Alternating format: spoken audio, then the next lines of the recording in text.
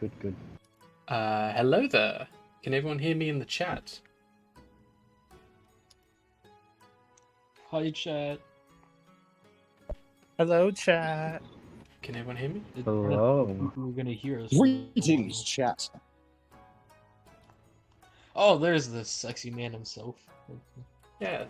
Sexy Tengoku's and here. clean teeth. I just got out of a dentist appointment. Yeah, I heard. Okay. So I think we're all good now. Yay. Welcome Yeah, to the first session of the second group in the Æstriogoth world. We are... so we got 5 new players today. I'll let everyone introduce themselves. So starting at the top with Kibi. Oh gosh, it is me, huh? Hello, hi. I'm Kibi. I'm a rabbit folk warlock, and I am the cutest idiot you'll ever meet. Mm-hmm. And going down, Lan, what about you? Hello, everyone. I am Larn Semet. I also go by Nano on the Discord. I am going to be playing as a lizard folk Path of the Astral Self monk. I'm a bit reserved, but don't worry, you'll hear me talk. And Python.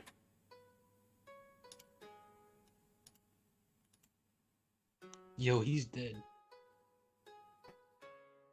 Python? Hello. We can hear you. My name's you can call me Dash. Your mic's going a bit weird, my dude. Whatever. If we jump back to you in just a second. Shio, would you like to introduce yourself? I'm here. Of course. Thanks. Oh. Right. My character is Shio. I am playing half pony, you could say. It is just a flavored tiefling. And you can find me on the Discord as Rat Circus. A dragonborn rogue. Oh. Python, I think your mic's working now. This latency is so Is it better? It's better now. So, yeah, if you want to introduce yourself.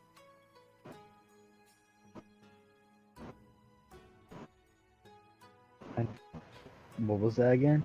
If you'd like to introduce yourself, like just your character.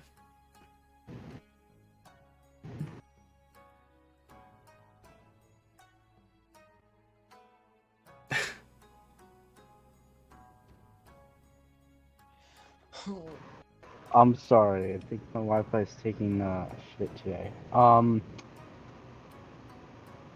Is it all good? It was good. Now? Okay.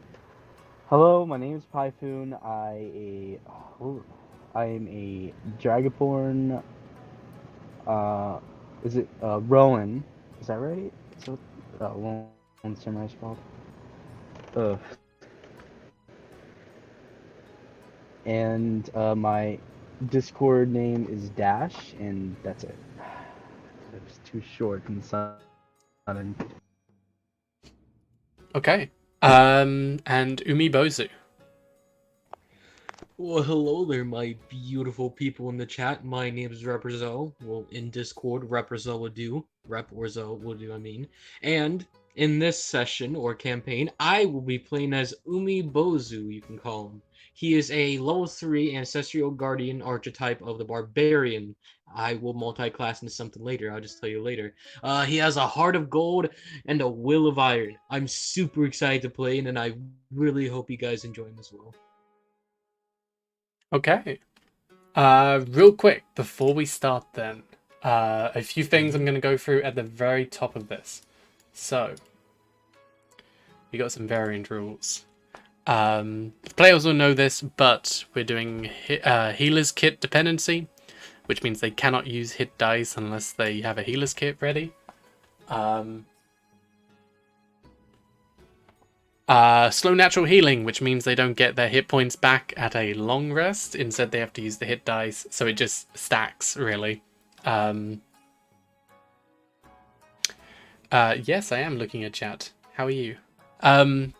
Hit dice restoration, so you regain half on a long rest. So if you have, it's rounded up. So if you have 3 hit dice, if you're level 3, which you all are, then you get 2 back on a long rest, and then you use them to heal yourself.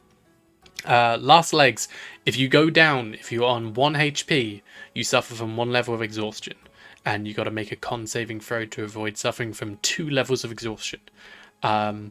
This can stack, because if you get 6 levels of exhaustion, that's death, and you need to have I think it's a short rest to recover 1 and a long rest to recover all of them. And then character customization, that's just stuff we've already gone through. But all the players have basically gone through everything they need and stuff there. Aside from that, we are in the world of Shadora. This is the homebrew world, which I've been doing with the Monday campaign as well. But this is a completely different region, and actually I think it's 100 years before that campaign even starts. So we're in the past, basically. This is the Asian fantasy era, or the region which is based in Asian fantasy, called Sogen. Specifically, so recapping from last time, basically what happened was there was a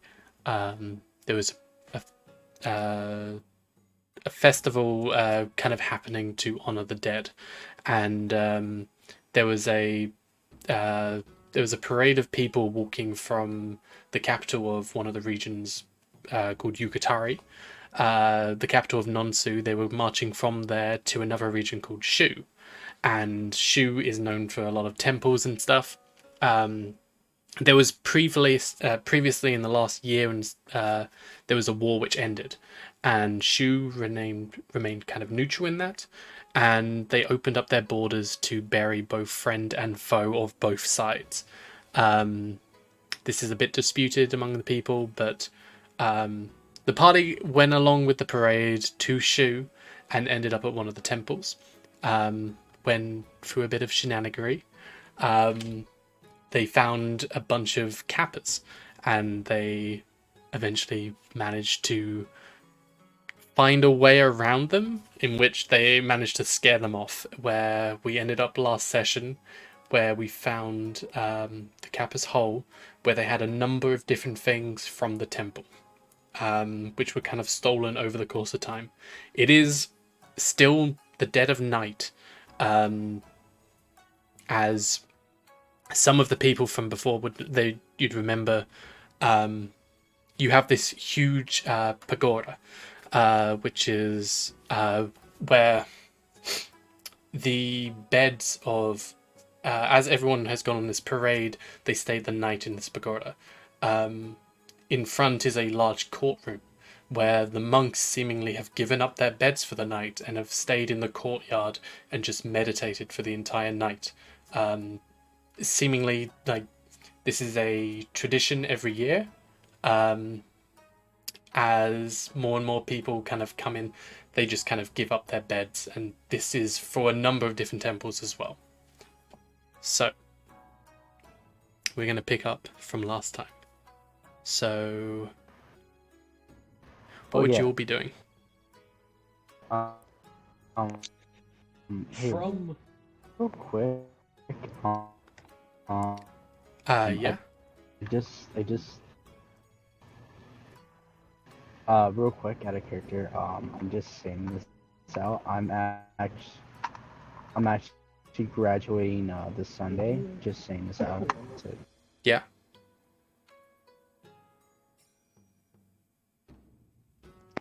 from our last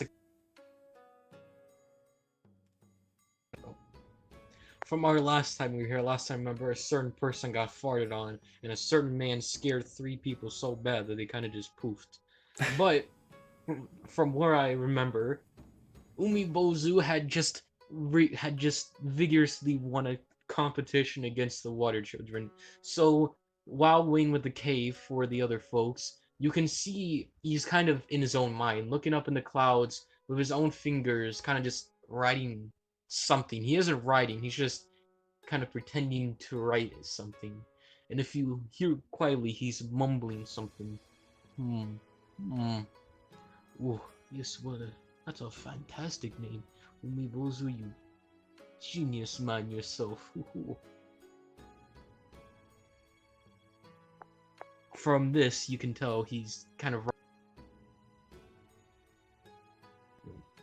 You can tell he's writing a story, a magical tale of what just happened. Mm-hmm.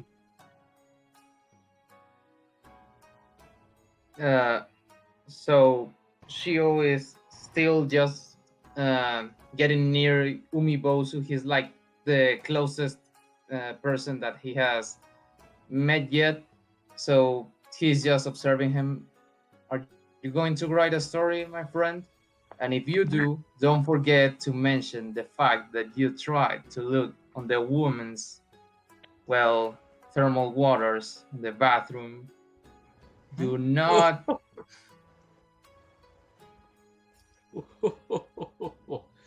Oh, I already have a name for the story.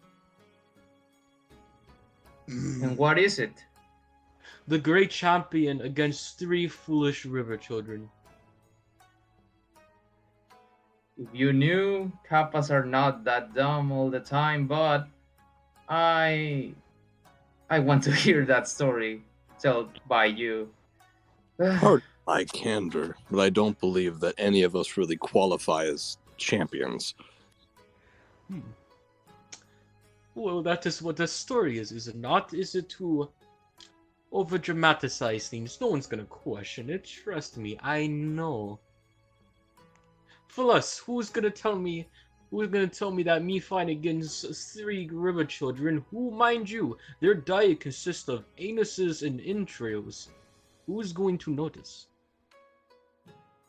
Well, probably us, and you can't forget the fact that the blind, Lizardfolk is practically the only champion in this story, right? Well, the spirit guide may be a wonderful man, and I praise him be. But who is the one who actually stopped the river children? Now, answer me that. Oh, by the way, Valiant, do you want to probably give the people in chat some expedition on why I am called the Spirit Guide? Yeah, so I mean, like you said before, you are a monk of the astral self. Lan is blind and cannot see the physical form, but instead can see spiritual form instead. Yes, I have I think I have blind sense up to 30 feet. Mhm. So a lot of times you'll hear me go, "What are you guys looking at?"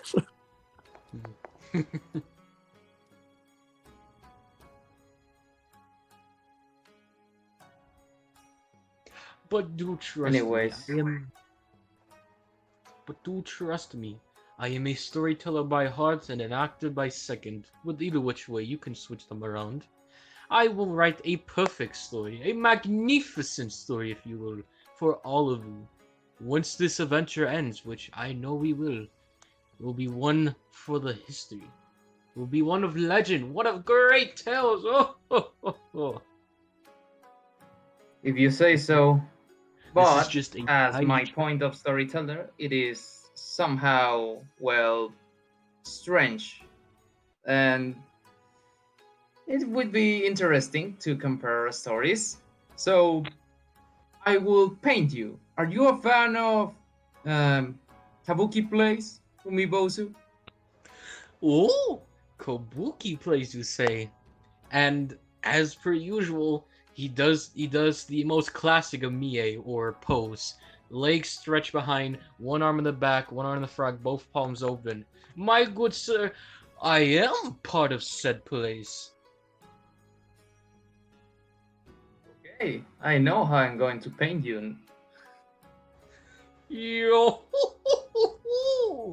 I appreciate your guidance. And your enthusiasm. Yeah.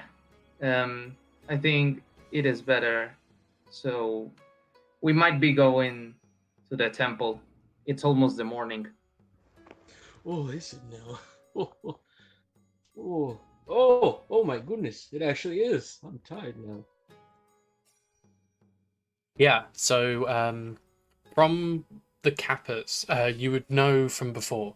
I explained there was almost like a waterfall coming, or not quite a waterfall, but like a small dribble kind of giving off that like water falling kind of thing. Behind it, like a small cavern, and there's seemingly this is where the Kappas were kind of like their home base, and there's quite a lot of like uh chopsticks around and like some cutlery kind of stuff, as well as like some ornamental kind of things. Nothing of a lot of value, but more sentimental value for the temple.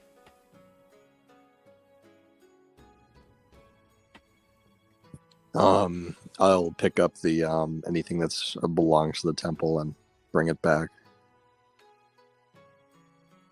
Mm-hmm.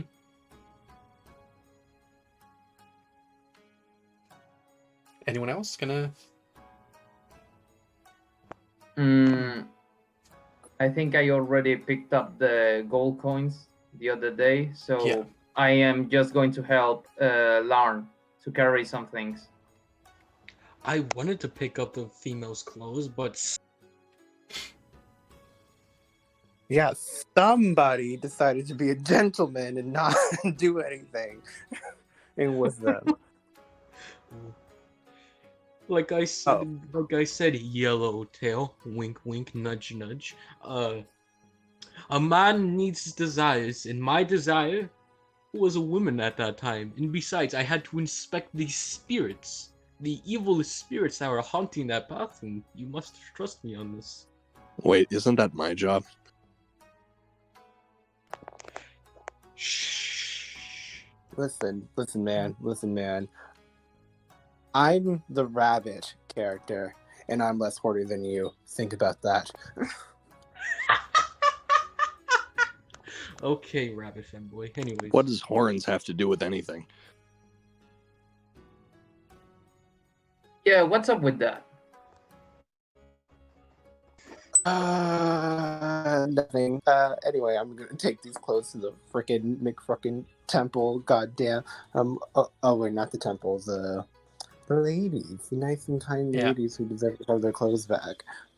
So yeah, after a bit of time, you're taking the clothes back to by the temple, just off to the side of where the courtyard is. There's this onsen, big bathhouse, seemingly split into two, so male and female. But yes, you're taking the clothes back to the ladies there.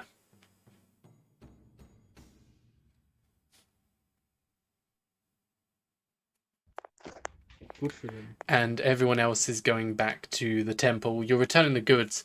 You'll know that as you go there, all the monks seem to still be in meditation. Yep. They seem to still be in meditation. However, there are some people off to the side, more monks in a more impressive kind of gi in a way, seemingly like a higher up of some kind, but they're just kind of loitering around the sides.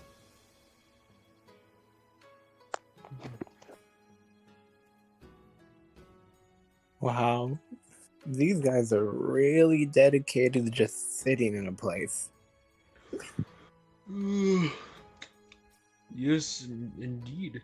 Fascinating. Almost. After an entire night of screaming his lungs off and doing crazy poses, he's quite tired, so he's just gonna give a little remarks before he zooms off slowly to wherever he can sleep in. Larn, I have a concern. I know that you're not from this temple, but is there any risk of attacks after this day to the temple? You know, because it is morning. I don't want to find anything that gruesome or horrible. Usually, As far as I know, things tend to stay away from temples. They're sacred places, and when people mess with sacred things, well, that doesn't go very well. So, well, I feel like those lizard, turtle people, whatever they were, shouldn't be back, so it should be fine. I hope so. Nor my Oni cousins are going to, well, be, or I hope not. I hope they're not a problem in here. I am so sorry if they do something like that. It's not your fault. You're not them. You Yeah. hear from the back. You hear an echo from the background, Lauren. They're called a Kappa, Spirit Guider. Remember that? Kappa. Lard doesn't say anything and just continues just looking in whatever direction he's looking at. Which is a wall. Reverberates sound a lot better. So, I just don't like them. he's a bit overbearing, sure, but I'm sure he means well. He just needs to step down the ego a bit.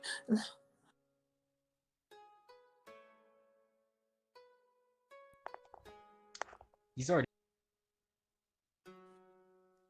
So I assume it's about time for us to take our first long rest. Mm-hmm. Okay. He's been snoozing. Yeah, you would have been outside. going back at this point, and everyone else, slowly one by one, start to go back as well. Okay. So, yeah, you'll manage after your little hectic kind of outing in the middle of the night. You'll head back to the temple and have a long rest. As the morning kind of breaks, the halls are filled with people as seemingly the monks which are out in the front, it's empty now. It's quite a sight as it was packed for like a good few hundred monks. And then this morning it's just an empty courtyard. You're noticing as well, like, there's a lot of people, a lot of commotion down the hallways at this point as well. Well, it'd be nice to hear that if you didn't hear the consequences. So as everyone's getting up and Lauren hears this very annoying snoring noise, he's going to very politely walk over to him and give him a bit of a decent thwack with his tail to wake up the snoring gentleman. Oh, Mom, is that you? Mother, I hear the dumplings. It's I don't think my visage would have done your mother justice. Thank you, Spirit Guider. Oh, I almost had a heart attack there. But thank you for waking me up. Oh.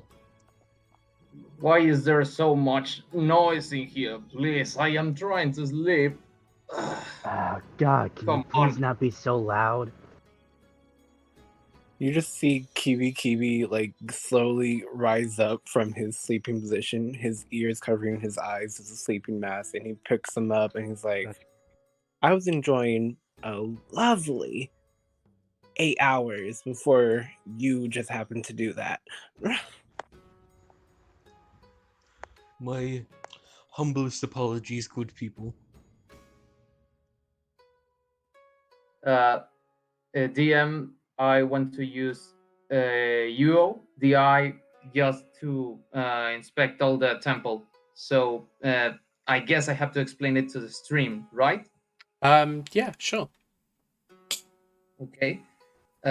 So Shio wakes up and he unfolds a paper leaf, and from the paper, ink starts growing out, and it forms like a little eye, a simple eye that floats and just flies in all the room.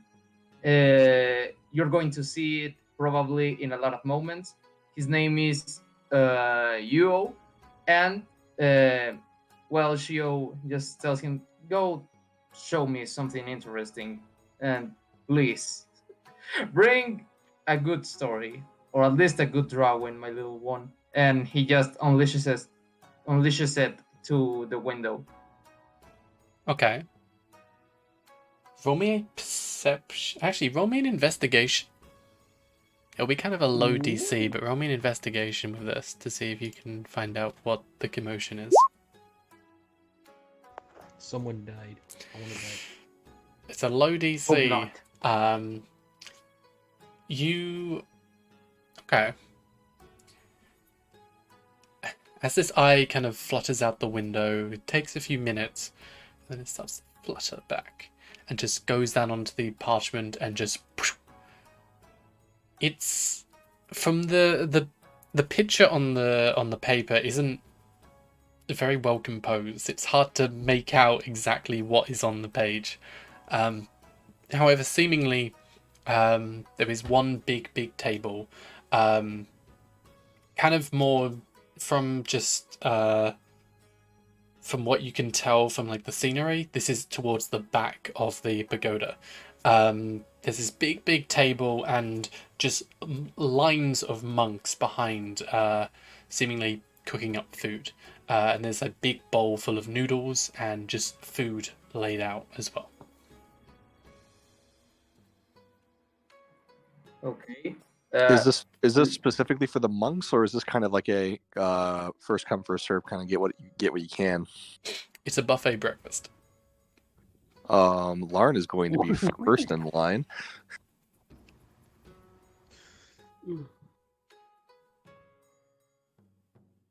Is everyone going out there then, or is it just Lan?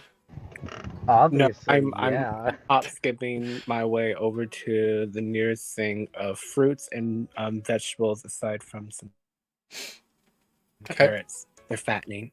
Wait, Golden Tail, before you leave, I request to talk to you one on one. Are you there? Who? Kibi. Golden Tail, you know. Oh, me. Oh, okay, yeah. I'm like, I mean, I guess. I'm gonna turn around and just, I don't know, just look at Omibozu. His current mask is currently kind of sliding off due to how he was sleeping, so he just kind of slaps it off. Which shows, as I said, a very round face, thin mustache, and a little thin line beard from the bottom of his chin. He slowly rises up, walks over to Kibi, crouches down, puts his hand on her shoulder, and says, "About last night and the commotion I caused to you. I humbly apologize for my rash and bold actions. I was in the moment, you can say. I mean you no harm, and I pray our friendship, you could say, become better." He then gives a quick nod. Kiwi's just gonna look at you with hate in his eyes. I'm kidding, no, he doesn't. He's going to just put one of his ears on the top of your head and be like, "You are forgiven. And also, just to let you know, you shouldn't crouch down to a person who's shorter than you to talk to them. I'm not a child." And he's going to turn around and hop away to the buffet because he's hungry. Meanwhile, Lauren is grabbing everything meat related: fish, beef, chicken, anything meat. Right. Python as well? I am going to get myself some. What is there to eat? I'm just curious. There's like a bunch of noodles of like different types. There is meat and some fish out as well. However, not many fish. This is actually kind of common for the region, as fishing, the seas around here are very, very dangerous, and fish is more of a rare commodity. But there are some meats out, and some veg. There's there seemingly is quite a platter out. Okay, so I'm gonna get my Typhoon's gonna grab himself some noodles, some fish, some fruits, and tea, Okay. and that's it. So, there's quite a mass of people at this point. You probably would have slept in a little bit longer than most, as everything that happened last night. But when you do get up, there's a small crowd there, as well as the monks, who are kind of serving the food to everyone, as well as some of the higher up monks as well, kind of around in the area, talking to some people and kind of paying their respects and listening to what everyone is kind of saying. Umibozu, you might notice the couple that you went into their room the other night. They are out here as well, still not talking about that same thing, not that same subject, I mean, but they're just hanging around having food. There's a little bit of tension between them, but not much else. Yeah. I think that's all everyone can tell, unless... Nah, let's not do perception checks now. I think we're good. So what would everyone... So you're grabbing food and just getting a table, right? Yes. Okay. After the little talk with Kibi, which, 1 plus to morality, he feels better now. Mhm. His mask is off, the old mask is in the bed. So, I don't know if you know about this chat, but a long while ago in the first session, Weebozu has 4 masks. We will explain them later, story Actually, stuff. if you don't mind, you have 5 masks altogether. Oh, 5, I'm sorry. You have 5 masks altogether, and they seemingly are of one of every type, or 1 human, 1 elf, 1 dwarf, 1 orc, and 1 halfling mask. You seemingly have the mask which represents the human, which is often depicted as the bad guy in this particular play. This play you would probably know because you've done it before. Is linked to a key event within an event called the Great Schism. And yeah. Unfortunately, he's a bit too tired to really care about which mask he gets. He kind of slaps the back of his waist and picks up whatever which one. And the first one he gets is the elf one. He didn't really care. Slaps it on. Now that's his mask for the rest of the day. Okay. And now he's going to look for the biggest piece of food there is in the buffet. There's there is a lot of food, a lot of meats, a lot of stuff going out, as the monks seemingly are being overly generous, as this is fairly common for this time as well.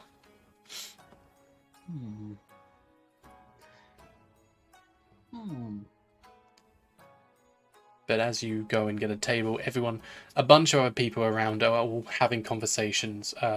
They're the monks, the ones which are kind of in charge of the upkeep of the temple as well, kind of doing their rounds and going from person to person, just meeting and greeting people.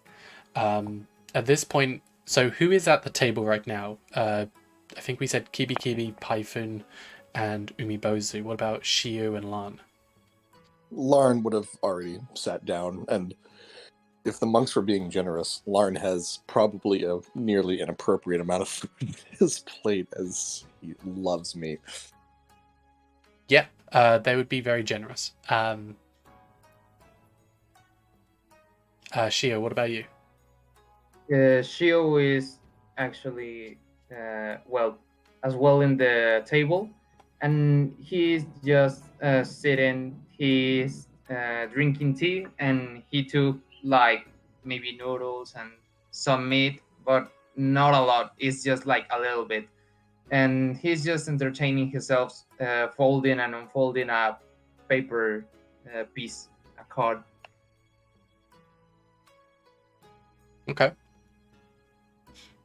As all this is going on, to the table, one of the monks will come along. And just kind of, as they come over to your table, kind of just bow their head. Hello there, I hope... Oh, sorry about that. I hope you're finding everything to your liking.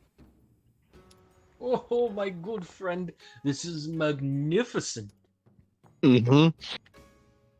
Everything is good. Thank you. Especially our spirit guide over there. He seems very fond of your meat. Looks at kind of It's the big bowl on your, or not the bowl, like the plate on your in front of you, which is kind of stacked up with meat. it helps scratch a itch I have in my head. I don't know how else to explain it. No, you don't have to. Brother Lan, I'm correct. No, it's Yes. fine. The monks here, they tend to give up their beds and food for all people who come through at this time. So please, feel free. I request your big... Oh, Jesus. I request your biggest rice bowl you have, good sir. Absolutely. If you go up to the front and just ask, they'll happily give it to you. Thank you. He gives a quick bow. I will return. Don't you worry. He sits. He leaps back up and goes over there goes to the waiter or whatever. Slams his hand down and says, "I request the biggest bowl of rice you can acquire." They kind of the monks there kind of, a few of them just kind of look at each other, but then just kind of bow at you and just pile on this huge bowl. They kind of see your size being like way up, like 7, I think you said 7 to 8 foot or something like that. 7'3" if I'm correct. Yeah. So you're really tall, so they pile on enough rice to kind of keep you going, really. Do you know the monk at the table is kind of so where are you going next?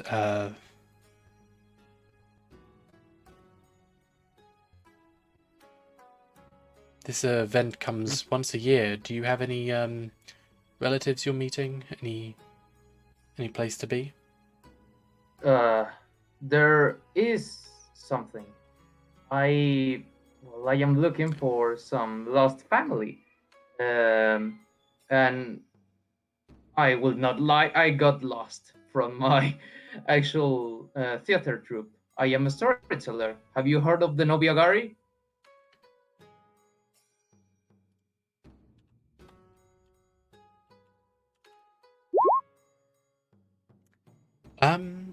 Vaguely in passing. A lot of people do come through here. Yeah, of course. I guess someone might have seen them. Well, they are my cousins, my uncles, my aunts, and my mother. So I am trying to go back with them, at least for a little bit. I have to do something. And I don't know my other friends, but well, I think we are quite a funny bunch, if you could say that. Quite, yes. And are you sure they'll be around here? Hope so. I am not sure, but I don't lose my hope. I hope no one does. Anyone else? Seeing family, seeking inspiration? Well, for me personally, I'm just kind of trying to explore the whole region. I'm kind of new here, so I just want to see the culture, the people, the sights, all for my good friend of a royal family. That's what I'll say. I didn't say that out loud, though. Mhm. Right. I'm going to be partaking in a ceremony. I'm getting what would be a good way to put it? moving up, so to speak. Right. I've heard, a monk of the astral self. I've heard of their ceremonies.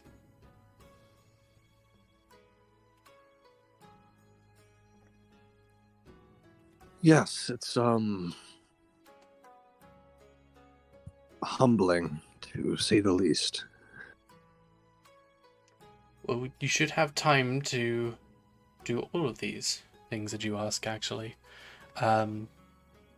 If you're looking to see the sights, later this evening, we'll be letting off some lanterns as kind of a closing to this week's ceremony. Quite a beautiful sight if you happen to be in the area. This will be happening all throughout the region. A lot of the temples get a really beautiful sight of it, actually, as it looks like the entire region itself is on fire in a very peaceful way. And Lan, the monks of the astral shelf, your temple isn't too far from here, just a bit further west, actually. Ah, wonderful. You hear a large thud as a humongous bowl of rice just slams down on the table, and you see Bozu. Sorry for this peaceful conversation, but I have something to eat. Like I said, just a humongous pile of rice just slams on the table. I'm happy that you're enjoying the food. A lot of monks have given quite a lot for us to pay forward for the spread. So please, eat to your heart's content. I feel like an... And with this mask sliding up, he whips out 2 chopsticks, big, like 3 inches long, and almost inhumanly, he starts chowing down on the rice. Oh, by the gods! Oh, this is delicious! Oh, oh, this is fantastic. It's nice, but it's also quite plain. You're also probably going to notice as well, from where you're sitting, there are seemingly... so you have at the very front, you have the courtyard where you entered in, then the pagoda. You're at the back of it right now with like some tables and stuff kind of out in the open. Further out, like off the edge of the small hill you're on, you're seeing just a number of rice fields as well, as it seems all of the food here at some point you're seeing as well, like some gated off areas as well. It all would have been like self-produced.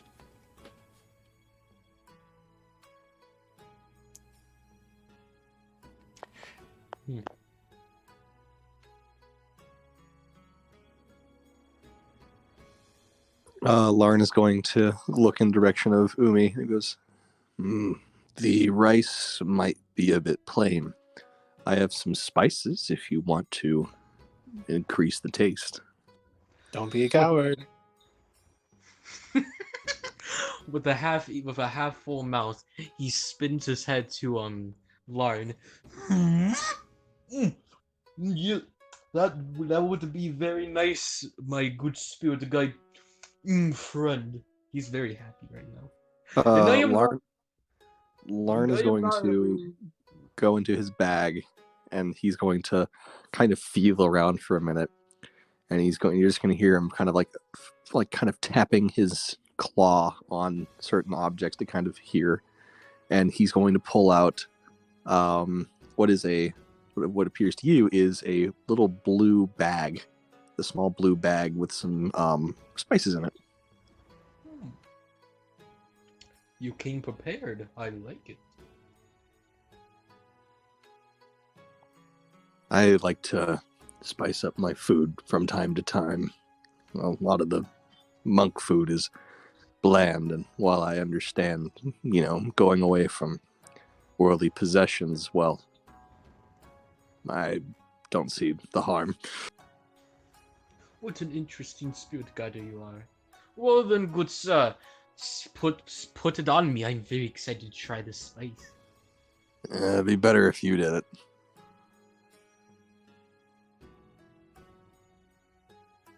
He hands it to you. Oh, he grabs it with just his pinky finger. It's, big man, big strong. Picks it with just his pinky finger. Oh, well, thank you, good sir. Twists off the cap with just his pinky finger because, like I said, big man, strong man, and starts almost pouring a lot of spice onto it. Oh, this will prove to the small bunny man that I am not a coward. Cough, cough, cough. Roll me a con check. Yeah, because that stuff is spicy. Yeah, That's a lot of spice. You're saying. You are going to die, my dude. Like I don't mean like cayenne like this stuff is like really hot, like high Schofield levels. It's high. Yeah. You I got the grabbed 20. quite a lot, but you were being quite delicate with it. Your big stature can kind of almost dilute it, and you're kind of used to this a little bit, as such a small bit of spice isn't much to you. It's a grain of sand in the desert. Well, he laughs after just putting a little bit more spice onto it. About like a minute later, rice is gone. Garnish. It's fiction now. Every single piece of it, like in a minute, it's gone.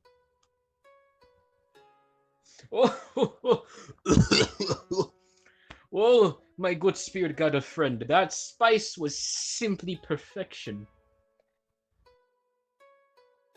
Thank you. Can I have the container back? Oh yeah. He shakes it just to make sure. Oh no. I may have accidentally used it on my good friend. I apologize. It's okay. I can always make more. I was assuming you were going to use all of it anyway. I took it.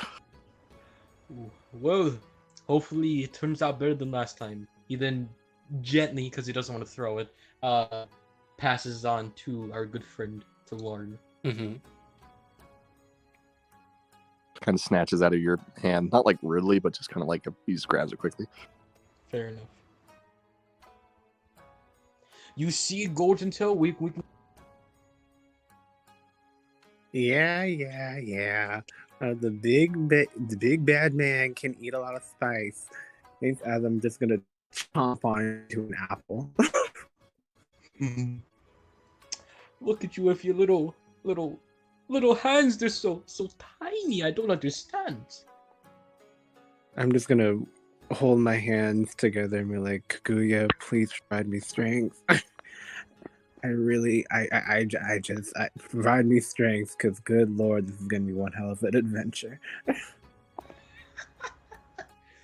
Well, hopefully you mean no harm from that. I apologize. No harm.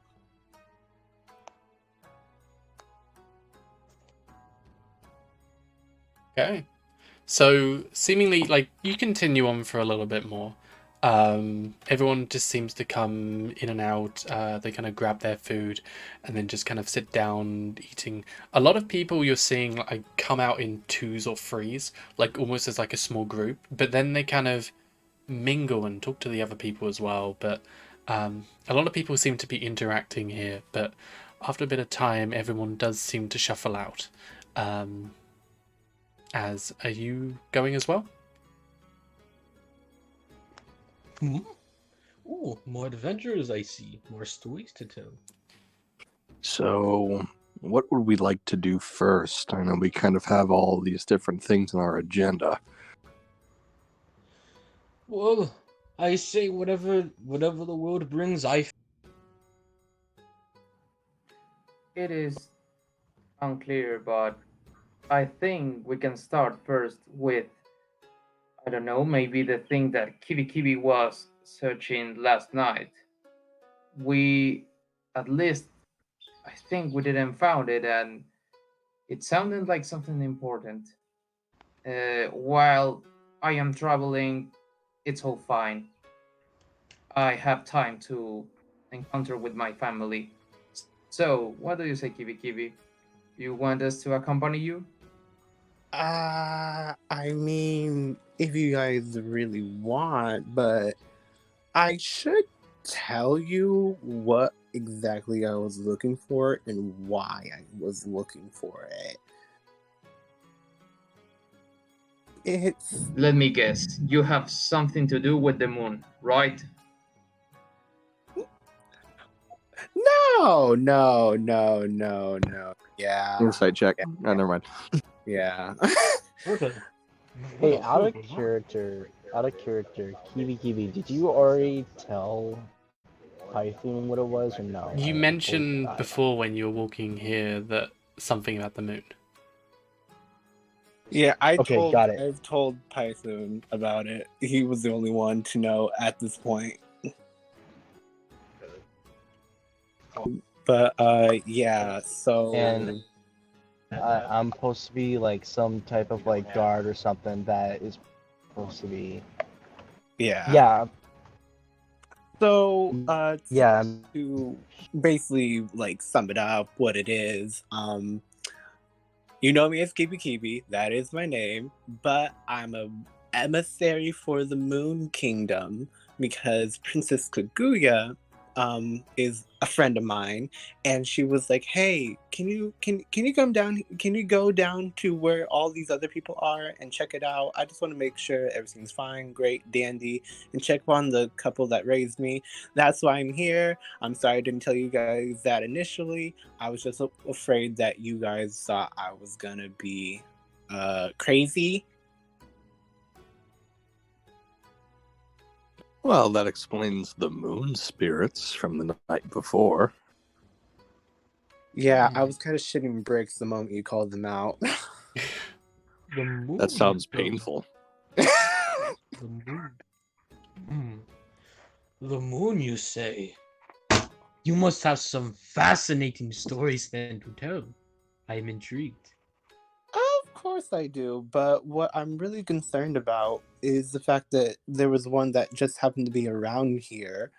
That's what I was looking for last night. So if you guys want to help me try to find it, that would be lovely. Although that little bastard's a little bit hard to come across. Of course, but what does it usually mean that one of their spirits is here? Is it something bad or unusual? Honestly, I'm not even too sure. This is the first I've really even seen one of these moon spirits. I feel somewhat betrayed because I thought I was the only moon rabbit that Kaguya had, but you know, apparently there's more.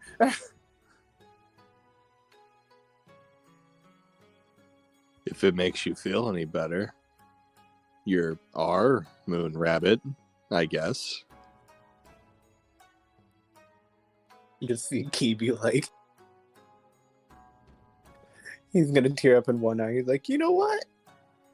You're right. I am your. Larn does not see this. I keep forgetting you're But- blind. I keep forgetting you're blind. But Kiwi's just gonna like perk up, little smack his face a little bit. My face. And I'm gonna just be like, well, are you guys all on board to help me find that weird little moon rabbit thingamabobber? Sure. I prefer to at least be home before the sun goes down. I think my ceremony is today. It's today, right? Bella? It's not today, no. Oh, then yeah, I'm free. I have time in my schedule. Okay. So, roll me an investigation, everyone who is helping Kibi.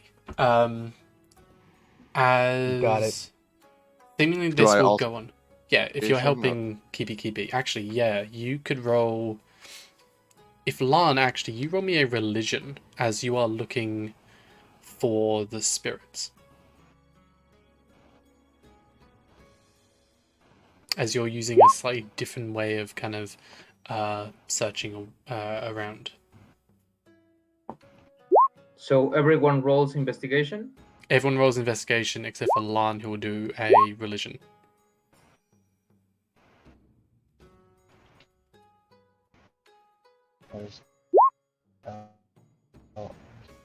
Ooh.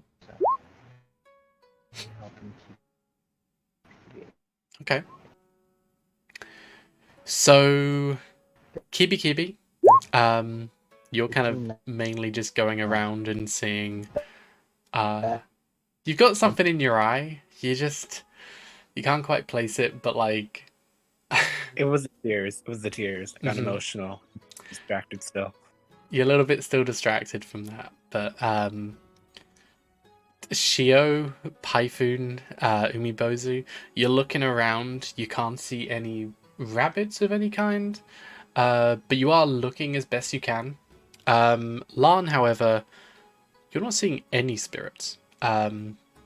This is odd, but also somewhat familiar. Spirits are more active at nighttime, and you could maybe deduce from what Kibi was saying, being a moon rabbit, maybe it's something more related to the moon or the nighttime or something. But you're not sensing anything like that right now. Kibi. Yes. So you're a moon rabbit, right? Yep.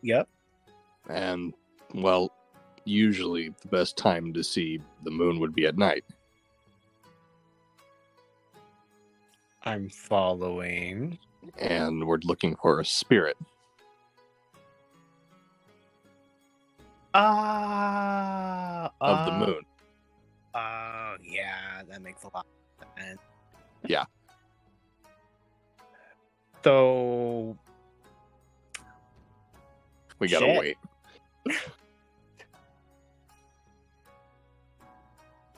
Oh no. in the meantime,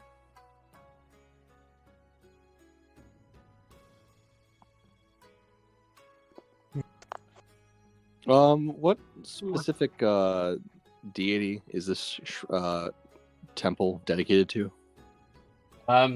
So this temple wouldn't actually be linked to a deity, because this uses. It's on my other sheet. Yes. This uses a form of practice similar to in real life. What's the word?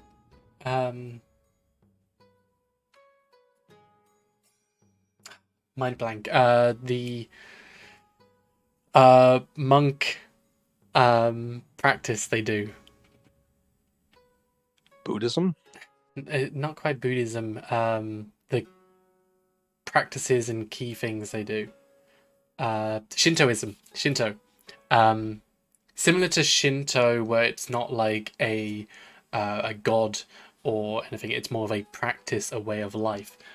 This uses a practice called Hyoji, which is very similar to that in some ways, but it's more about externalizing your ki as opposed to internally kind of doing it. There isn't any particular practice or art with this. This is just more like a general Hyoji kind of temple.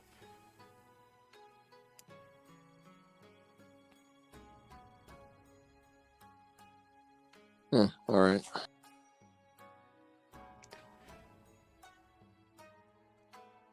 well, we could do something for maybe the monks as a way of thanking them for like hospitality. We already did something for them with returning the stuff that was stolen from the little Kappa guys. It'd be nice to help them out a little bit more. I hope so. And even if they don't have like chores or missions that we could take, I am not saying we should do this, but I guess me or Yumi Bosu could give a little performance to boost morale. But we will see. How about we ask that friendly monk that just sit with us?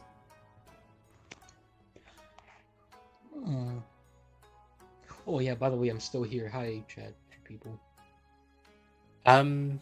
Okay. So, just so I can get an idea of this, is your plan to stay here at this temple until nightfall?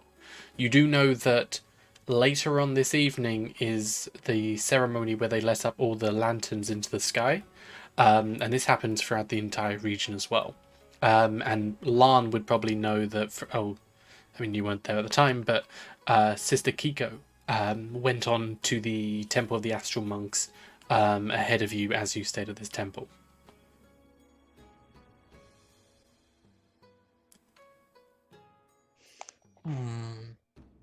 So is your plan to stay here at this temple, or are you going to go around and sightsee for a bit and stuff? Well, no point in just sitting around. I say we either move on to find new stories, or we sit down and wait for the festival. I'm fine with either. I'm fine with either. I say move on. Didn't Shio Oh. have something he wanted to do? No, it's nothing. Don't worry about it. Okay. I think we should move on, but I have to ask permission for something. Kibi, I know this is going to sound really weird, but could you let me paint you, please?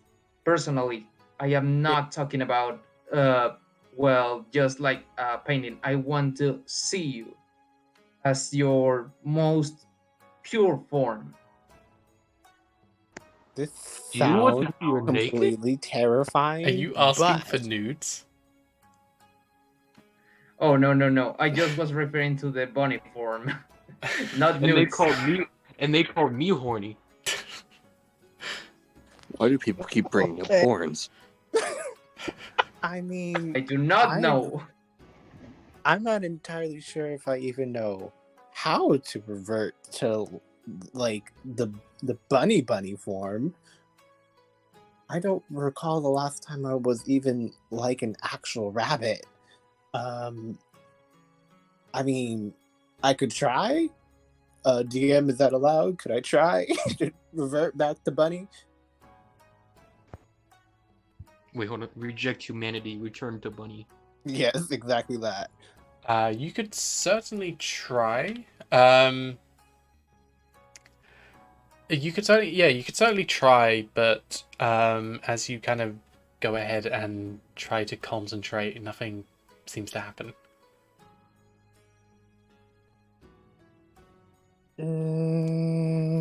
Yeah, it's not happening. I'm sorry, Shio. If you That's okay. Don't worry about it. You know, I learned something. God damn it. If you scream hard enough, something will happen. I don't know what, but something will happen if you scream hard enough.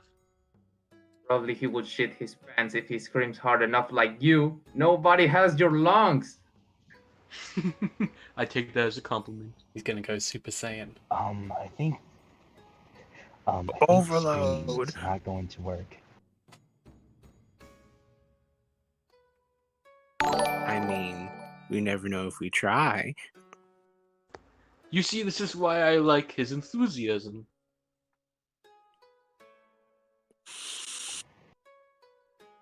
No, I'm not. No. I'm scared. Yeah, you said shitting up bricks. I don't want to shit right here, right now. No. If you don't think about accidentally browning your pants, it won't happen.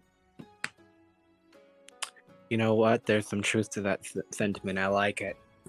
You want me to start first? Yeah. You go ahead first. You go ahead. Start screaming. Come on. Come on. Come on. Okay.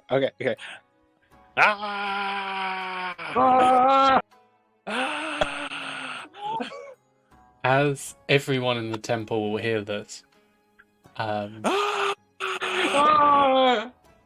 Lauren is Good, just silently good. suffering. Good. Typhoon just watches this and just pats Kibi's head and says, dream is the key, not yelling. A fully grown man and a small little bunny man proceeds to scream. I love it. You see, now you're getting it. Feel the blood pump through your veins. You're getting excited, yes. Very excited. Oh my goodness. Uh, man, I'm definitely not a giant man. God, but that was fun. I admit it was fun. I'm glad we got something out of that. Hopefully none of the monks kick us out though. That would be bad. Oh God, I didn't even think about that. Larn, Yeah, do they kick people out when they yell in the temple? sometimes. Are Oh, we no. are we at that stage yet? Maybe. Hmm. If Then I we should throw go you far sightsee. enough. Yes, very, very much. Let's go. We I need to found leave the something. scene of the crime. Here, I can hold you to go faster. All right. You know what? I'm gonna take it. All right, then. Trust me on this. So he sits up. He goes to where Kibi's sitting, picks him up, and puts him on his left shoulder. You know what? This is fine. Yes. This is low up there. And then they just kind of proceed to walk nonchalantly like nothing happens. We don't speak of words of this, okay? Understood. Good. So where is everyone going? I keep my. Kibi and I are just kind of walking away from the crime scene. But yeah, but to where? Why Water. don't Heading to the next temple though.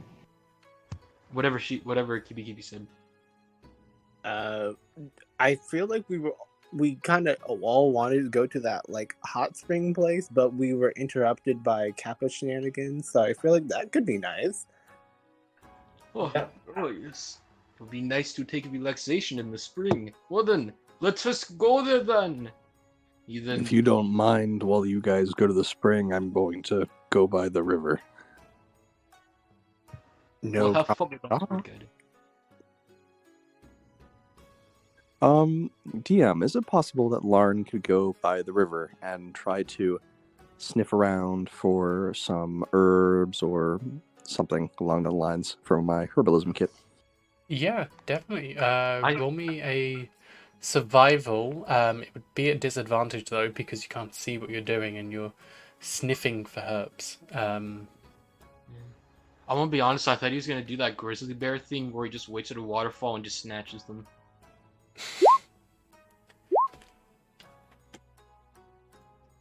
Dirty 20. Oh wow. Yeah.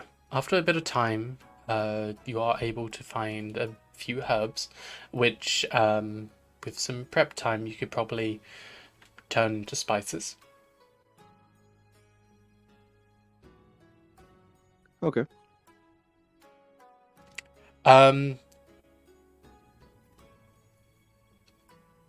Okay. Everyone else who's going to the hot spring, roll me a perception as you start to head there.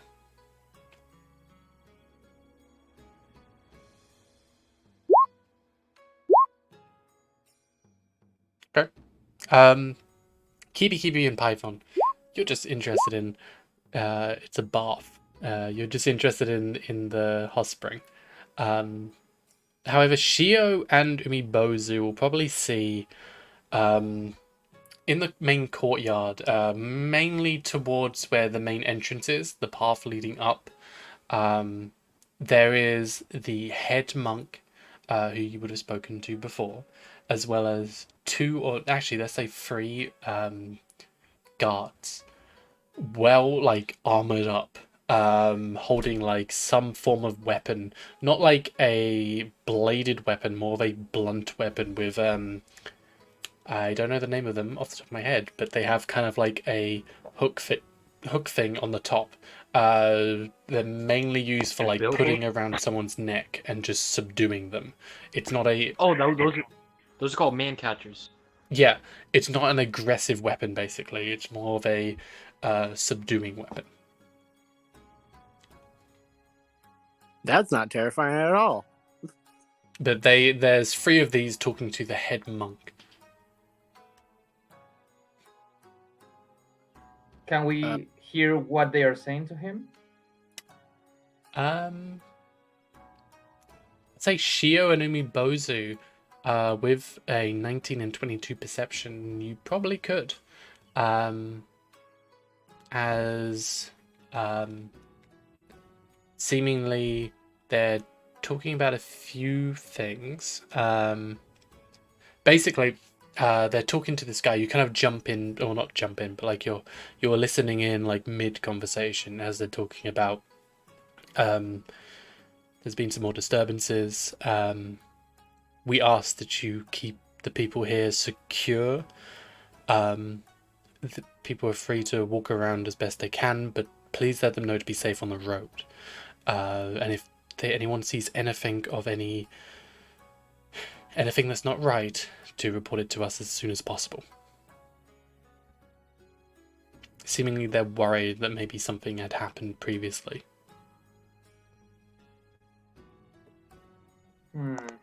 Oh, oh. No need to fear, man with man catches, he says as he walks up near them. Me, Umibozu you may call me, and my friend Kibi, he points with his right thumb, have subdued such hideous creatures here. Yes. Why? Yeah, I'm being dragged in here. I should have known better. You've got your like towel on, ready to get to the hot spring. Right. Yes, many adventurers come by at this time, and samurai as well. If you do see anything on the road, please let us know as soon as possible, and we'll take care of it. If you do see anything, do your best to subdue them. We're still unsure as to why this has been going on. Well, because you are such nice people, I have one thing to say. Down by the main road and where the stairs are, I heard very suspicious things. Oni, little demons, hiding besides the main road. And there is a certain monk, a young one, trying to hide it from me, and I was trying to figure it out. I don't know if you know about it, but that's all I know. There's a number of Oni coming by here. It's allowed at this point in time, but suspicious behavior, for sure, let us know. We understand that some people have tenuous relationships with the Oni, especially after the war, but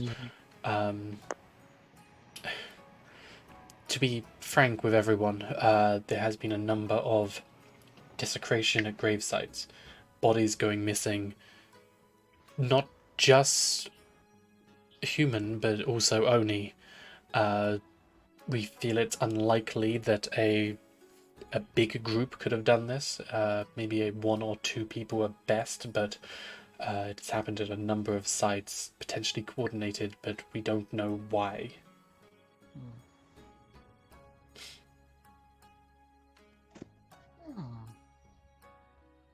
Well, I will keep you informed just in case anything happens, my good friends. Now you excuse me, and Kibi over here will be taking a nice bath. Good day.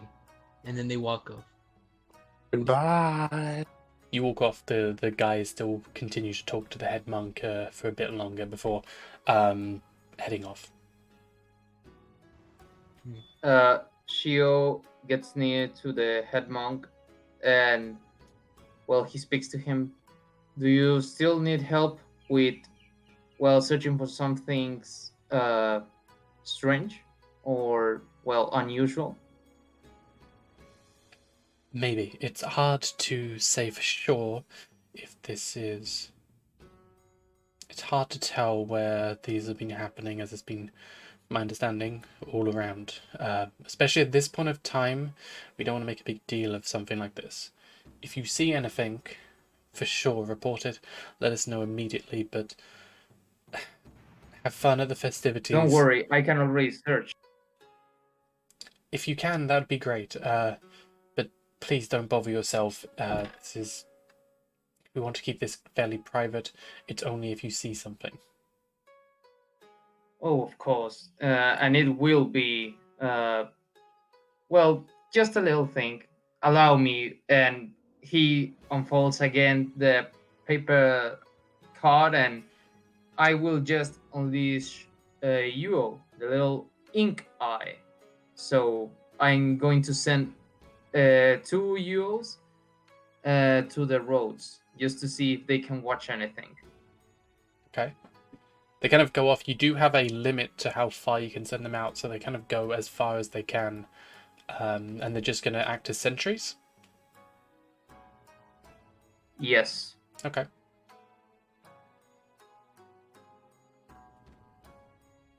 If something happens, I will speak to you about it. And don't worry, my eyes can catch almost everything on this eternal world. It will be easy.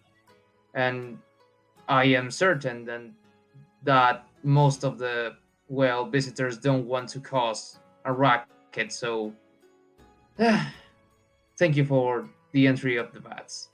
Now, bye Thank you. and good day. Yes, have a good day at the festival. Real quick, so people here are good to RP in the hot spring if they want.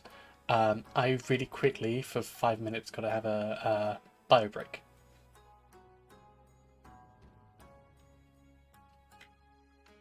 But you're good to continue in the hot springs if that's what you want to do. Just give me 5 minutes on this. And anyone else who wants to take a very quick break, go ahead. Okay, thanks. I need to ask you something real quick. I would like to continue in the hot springs, so that's fine. Is there a spot where I can do a small meditation, or where I can train at?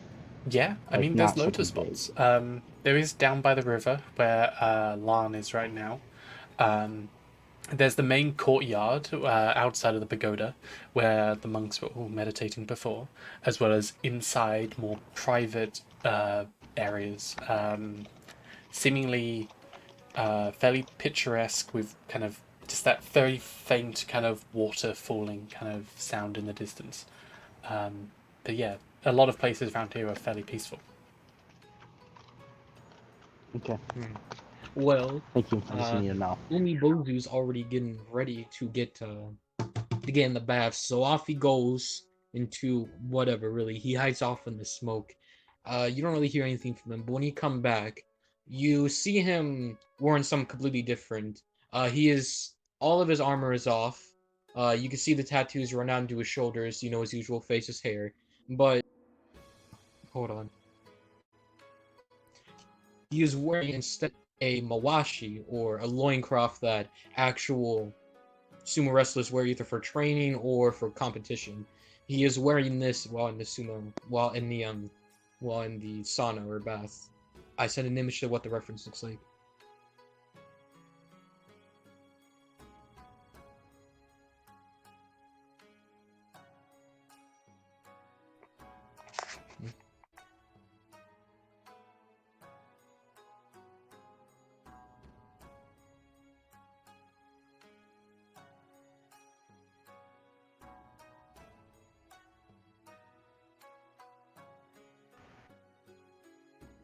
Red, you say you're down by the river, right? Lauren is. Oh,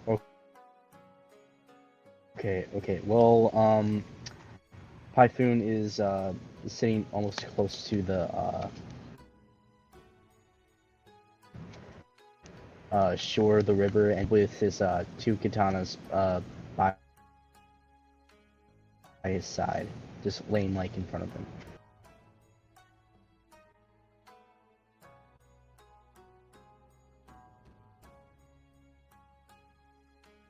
Hello. Sorry, Hello. can I be said a bit?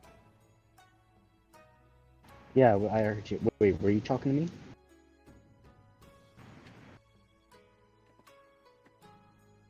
So you're all in the hot spring, right? At I'm least meditating. me, Kibi, and Umibosu, but Larn and Python are in the river. Okay. I'm meditating by the river. Okay.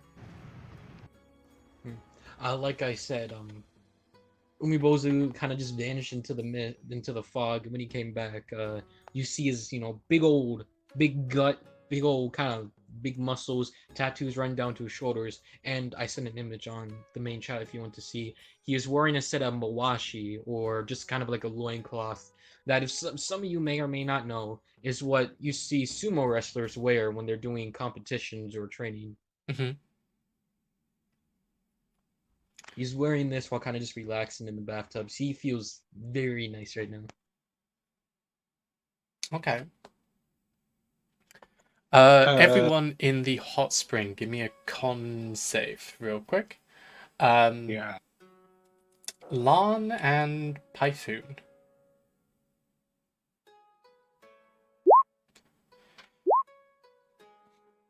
Yes. So as you have finished finding the spices and the herbs you're looking for, you see Pyphoon kind of come up.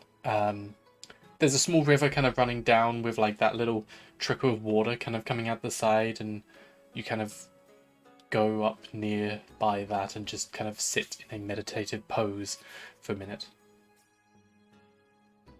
And Lan, you wouldn't see this, but you would kind of sense the presence of someone there.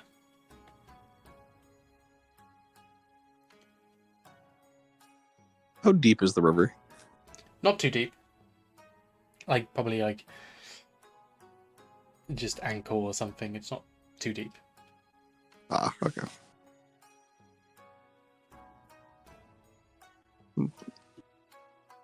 I would go up to the presence.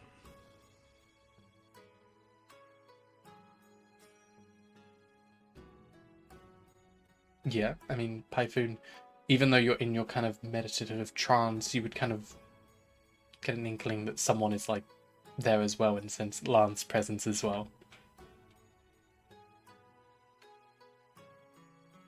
Or it was just a random person. Well, my sense I. You don't sense him, but you do sense someone standing there.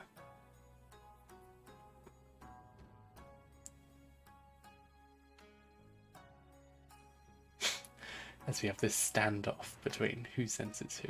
You sense someone, you don't know it's each other yet. Jojo, He's pose on him. I sniff.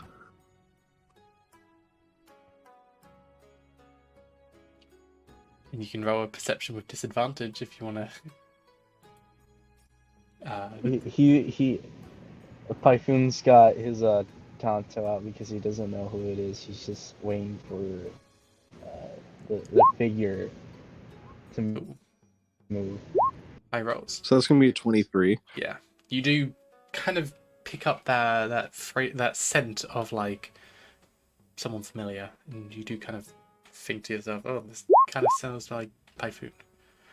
Pyphoon probably wouldn't know you, friend or foe. It could be literally anyone in front of him right now.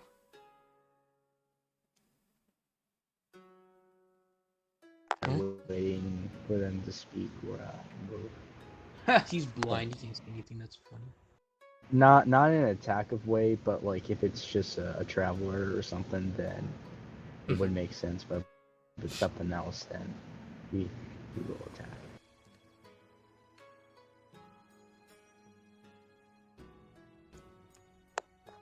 If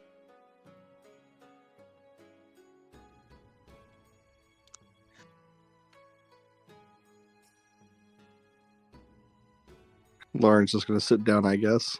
What's going on with her friends at the hot tub? Okay. He's gonna put his. Okay, so he's gonna put his Tonto away and say, not bad, just relaxing, I guess. I don't really know what they're actually doing.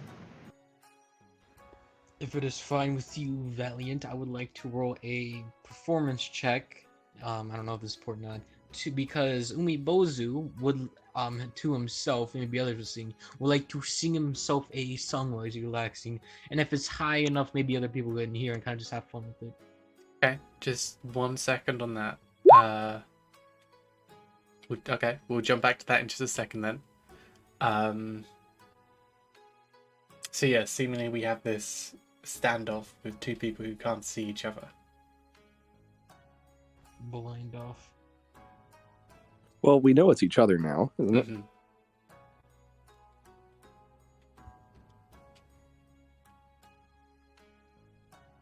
The tension is killing me. I mean, he knows it's me. Okay. Either of you trying to do anything, or Not really. I mean, he's doing a meditative pose, and I'm just relaxing, just waiting for my friends. So no, not Okay. gonna get much. A blind man and a person meditating or sitting together. okay, we'll jump back over to the hot springs. All of you. So with your Umibozu, do me a con save. I don't think you did it gosh, before. No, I did a performance check while I asked. Yeah, if you could do a con save as well, though. Okay, sorry about that.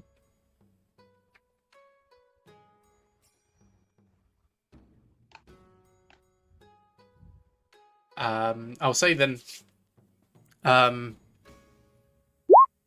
The hot spring itself, yeah, you're good. Hot spring itself is like super hot, as you're seeing like other people in the bath as well. They kind of have that red tan line where they've been sitting in for too long. So at the elder folk, you see they've kind of got that like water wrinkle kind of thing going on as well. However, Kibi, Shio, and Umibozu, you're all kind of dealing with it. Umibozu probably the best of all of you, but yeah. And you are singing to everyone, aren't you? Yeah, I sung the song if you want to hear it. But this seat is actually pretty comforting to him, if anything. Well, it feels like it's been a millennia since I've been in such comfortable spas. Ugh. Do they have hot springs in the moon, Kibi Kibi? They're known as moon springs, and they really weren't hot. They're relatively cool. Well, honestly, it's more, people on the moon are more accustomed to the cold rather than wanting to be warm all the time, like what I've seen down here. Yeah, But of course. luckily for me, though, I'm fine with both. And goodness gracious, does this still feel so relaxing? Oh, well, I'm glad you find these scenes very nice. Because they're like a gift from the gods himself. Some people actually believe they came from gods. Well, like, yeah, because I wouldn't call myself a gift, but I did. I mean, essentially. And you just see Kiwi's like, his ears were like on the water because he made sure that his entire body, except for his head, was just submerged. But he's just gonna take his ears and put them in like a little heart shape above his head, so he looks like a bow. And like, I mean, yeah. Did you create them? Kiwi's just gonna look at you, knowing that he did it, but just give a wink, like he knows he did.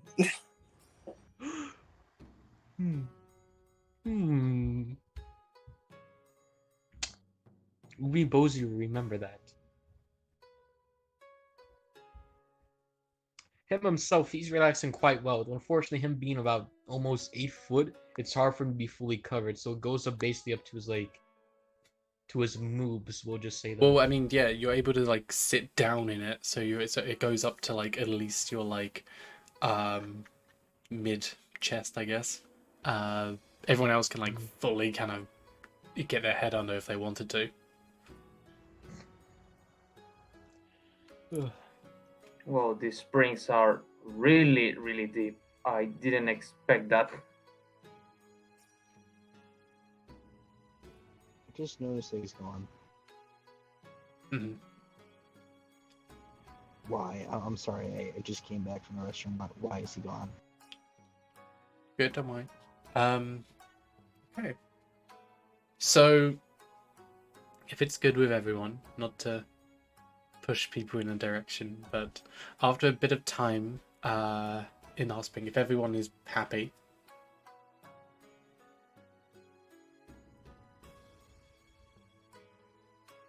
Is everyone good? Yeah, Yeah, we yeah. had a little Sorry. bath scene. Yeah. That was a cute little bath scene. I'm happy with it. Yeah.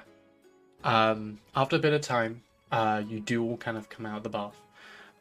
You're like fatigued and drained, but in a good way. In a way which you're pretty expected. And at this time as well, you'll see Lan and Pyphoon coming out as well, back from their little thing.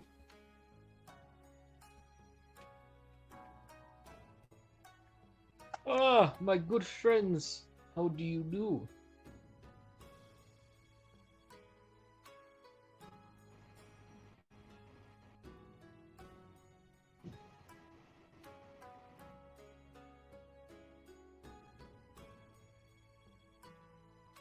I think Lan is not in the voice chat right now, but yeah. Yo, He's not. I just know. Mm-hmm. But yeah, Yo, he's dead. you see Pyphoon and Lan kind of come down, kind of solemn, as Pyphoon would have just been meditating. All of you as well, kind of drained and equally like low energy as well. Typhoon's got like a calm, straight face as he walks up. We just had a lovely dip in this, what are they called again? Hot springs? Yes. Correct. Very, very comforting. I highly recommend coming with us next time.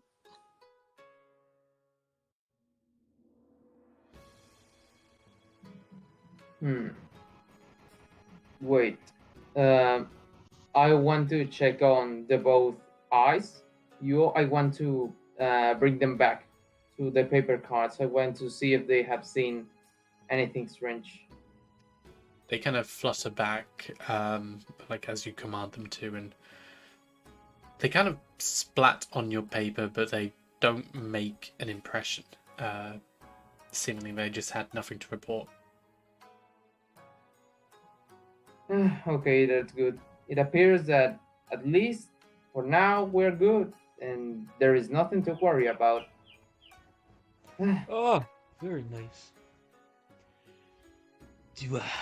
So, with our little vacations, you could say, done and done with, have we finally made our decision with leaving or staying?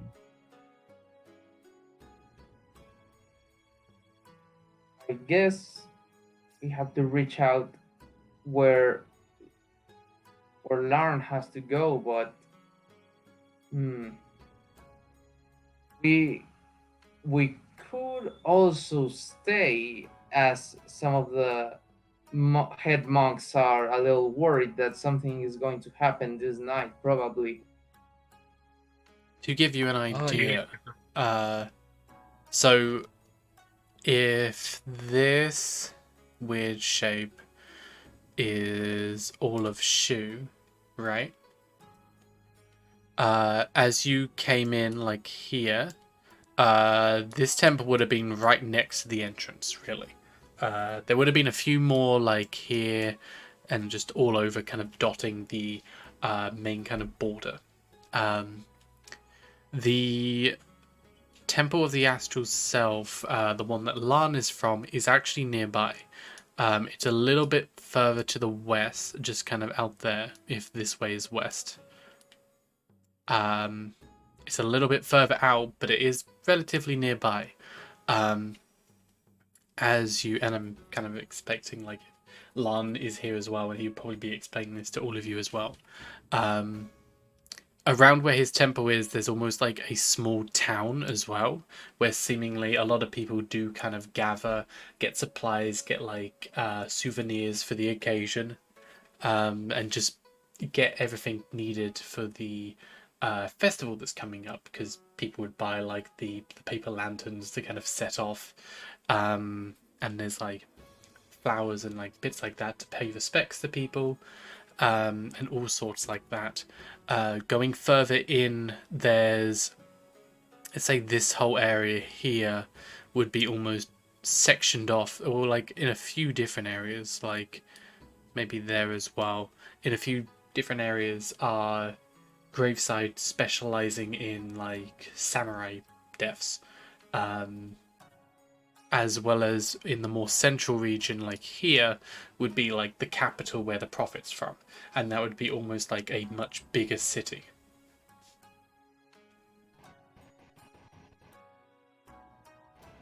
I don't know if that helps plan what people want to do. I guess I want to go where most people are, so a big city could be really useful to that because of my search, at least for me. Well, I are we have a question to prepared ask. to move such places? Yeah, Python? Is my father's grave near anywhere in this region or no? Your father was a samurai, right? Yes. If he's a samurai, he died fairly recently. He would be in a gravesite. You'd probably need to ask, and then they'll give you a location for it after like tracking it down. But potentially, if he is a samurai that fell on the field, he would be buried here, unless it was a private. Like if you're a member of nobility and stuff, and you have like a private family gravesite, then it would be there. But your family may not.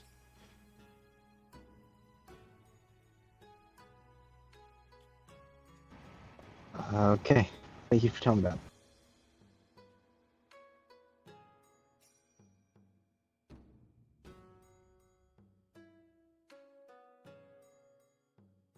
So what does everyone want to do?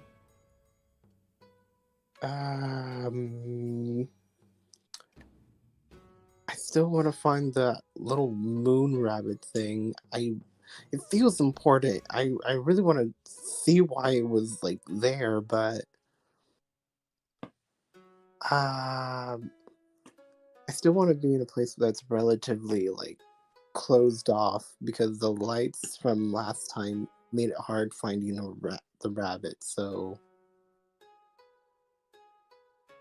I mean, wherever well, it's like if it less helps, bustling. the head monk here told you about the little festival thing they're going to be doing where they let off the lanterns. That happens kind of in the town here, in this border, but it goes right out into the forested area, into the bamboo forest, and just kind of it spreads out throughout the entire region, so that everyone at the same time lets off these paper lanterns, and the entire region you just see these little specks float up.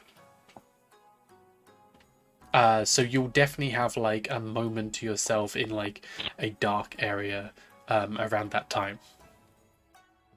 Then I would like to go to that dark area then. Well, that will be later this evening, so you have some time before then. Oh, yeah. This is pretty I much say we just stay for the explore festival. time, if that makes sense. Like, what do you want to do? Well, I say we stay until the festival.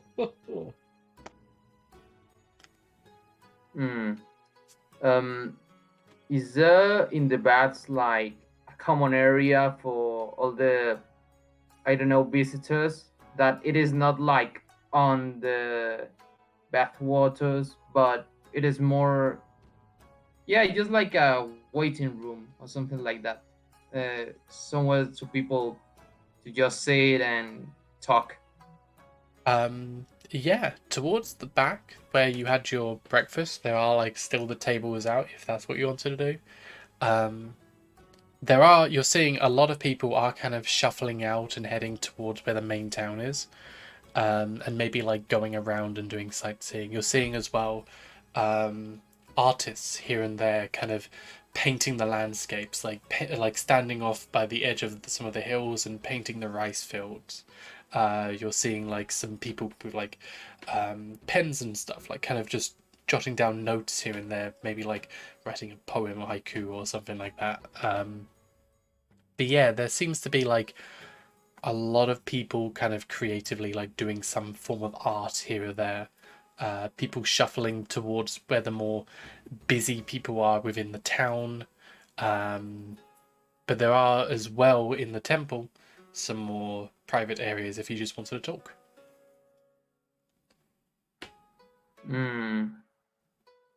Well, I was thinking of either I could perform as something just on the waiting pod, just painting or telling a story, or well, yes, I guess I could go to the talking area. Yeah. Okay. Anyone else going as well?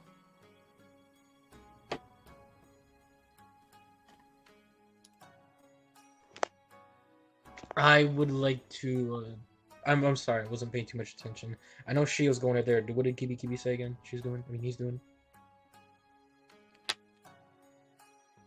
I'm gonna stick with Shio. That's my plan. I also just good times with the friends. Okay. And also, Staying with Kibi maybe I'll Kibi. turn into a rabbit. Well, I might as well follow the rest of the group, he says, and he follows down the sides. Oh, my good friend Kibi again. Would you like to take a ride on my shoulder again?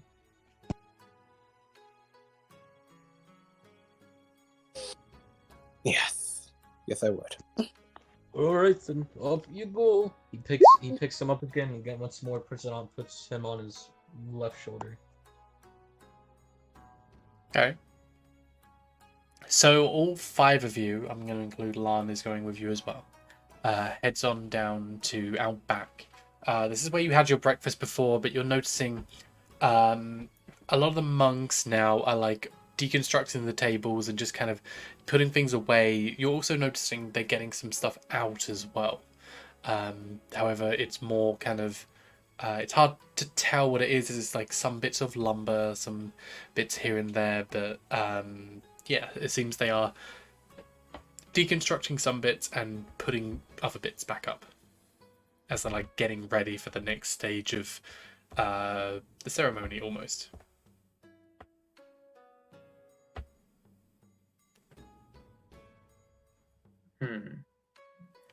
Okay. So we might as well help, or okay, Shio just sits down at some of the talking pots, and he starts doing like paper lanterns, as he has some kind of ability with handcrafts and things like that. And he makes sure to paint like a unique drawing in every lantern, and he's just putting them, the lanterns, in the ground, and just letting anyone that passes to grab one lantern from that. Okay. Do me a... Boy, what kind of check is this? Do me a survival check. It's not strictly speaking survival, but it's more like, can you kind of craft this together in a way? Like, I put kind of crafts with survival. Ah, yes. The lanterns will help me get food.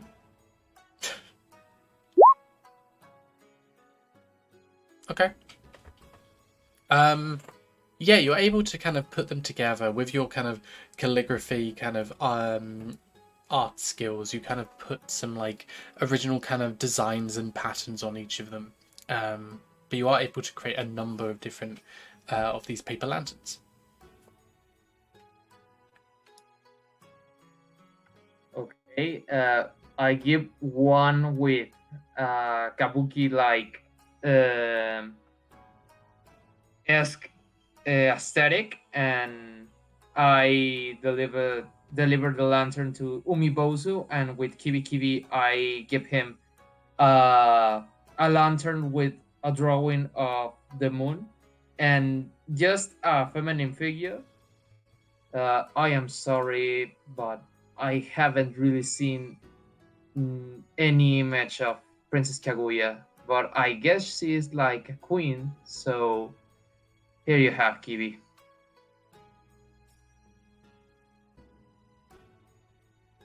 Fortunately, since she's a bit too high on his shoulder,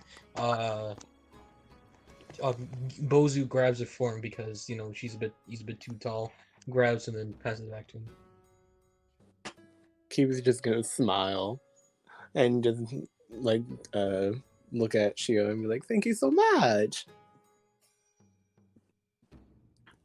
Yeah, I there's hope no problem. just like what is it? Oh yeah, just like it's very kind of you to be very considerate.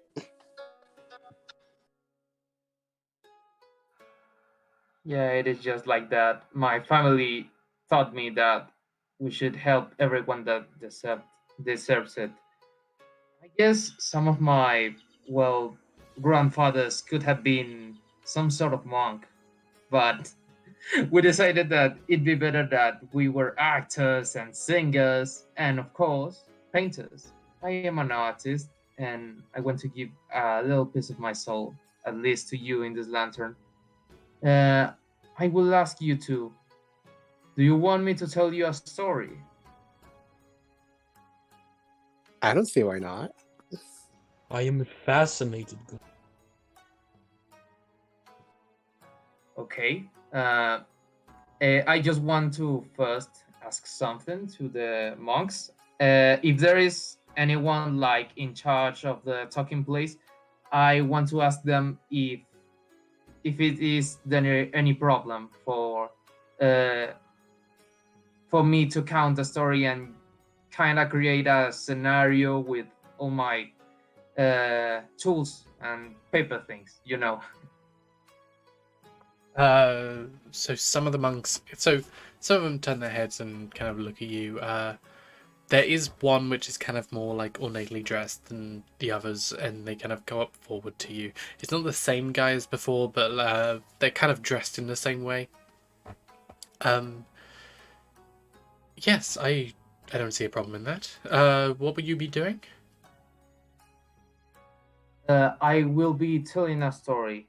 I have something, performance that I want to do, at least for my friends. And if anyone wants to see it, I guess I was wondering if I could do it right here. It won't take much space, don't worry. Yeah, absolutely. Go right on ahead. Okay. Well, I am going to just apply this little thing that my character has. Wait a second.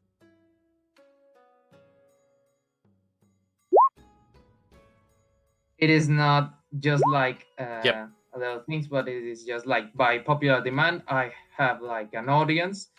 So in the certain of the talking point, I start unfolding paper and making origami figures, and I make like some little mans, and Shio just pulls out of one of his bags a book. This book looks a lot ancient than most of regular books, and this is not made of like Japanese type paper. It is more made of like vegetable fibers, Mhm. and it has like another kind of letters.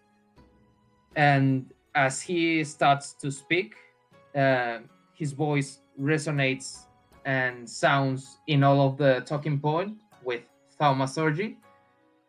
And I will be starting. Wait a second, I have some notes here. Okay. Long ago, there was a man named Juan. He was rich and talented, as well as he was handsome and smart. When he starts telling, the paper figures and humans start moving.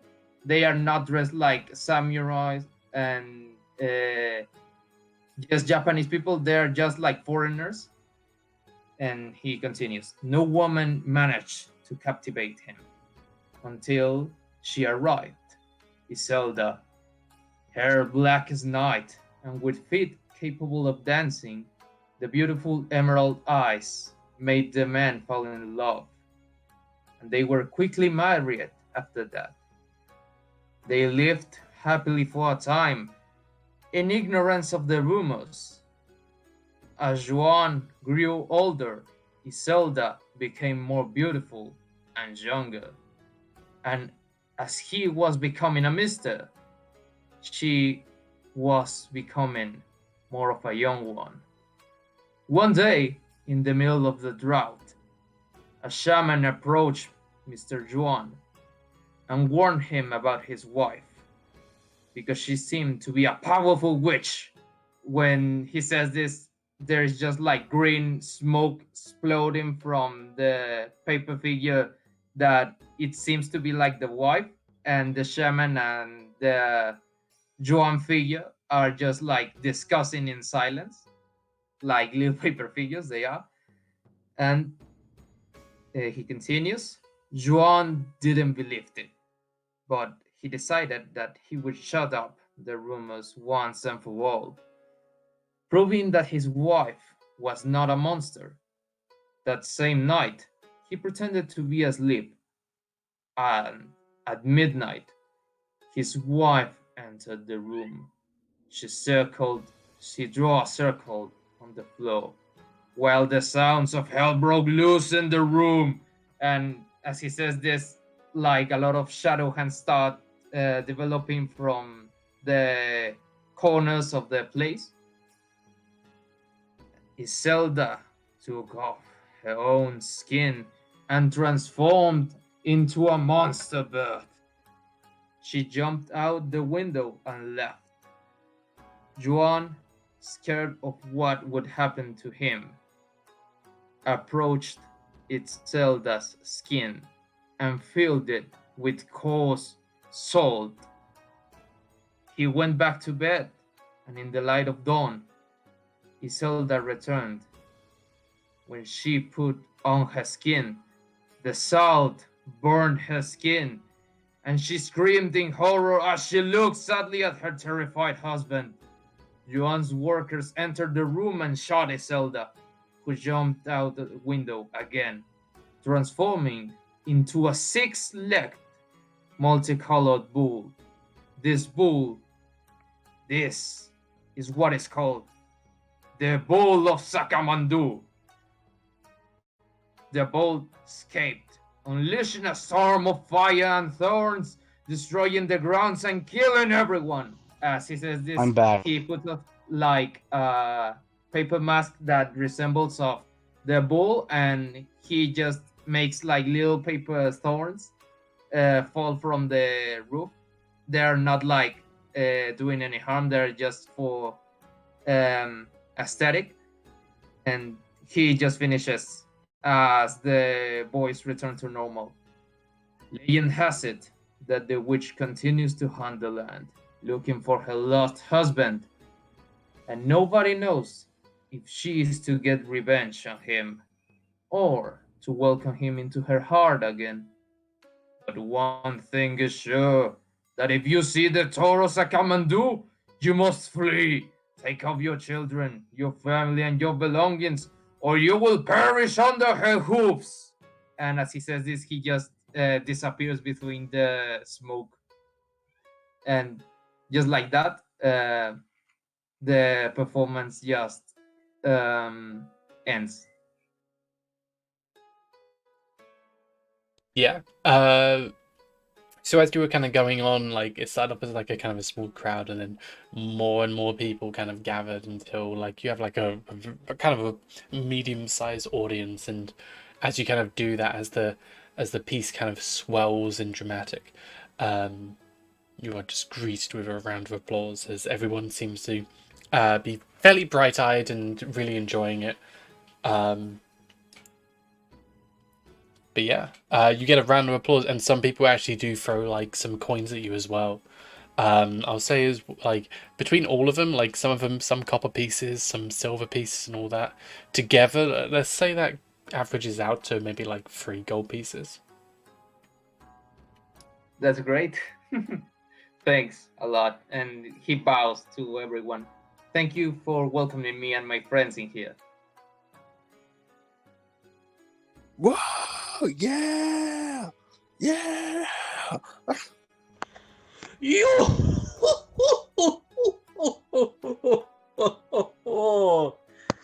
He gives a very booming clap with his hands. Yelling and shouting, he was given a big amount of enthusiasm. As a storyteller myself, I was awed, starstruck, my eyes teared.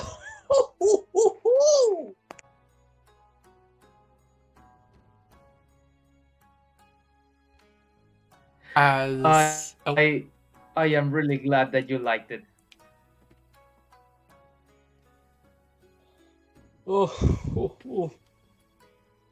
I couldn't tell if that was magic, my good friend, or the story itself. It could be both. Who knows?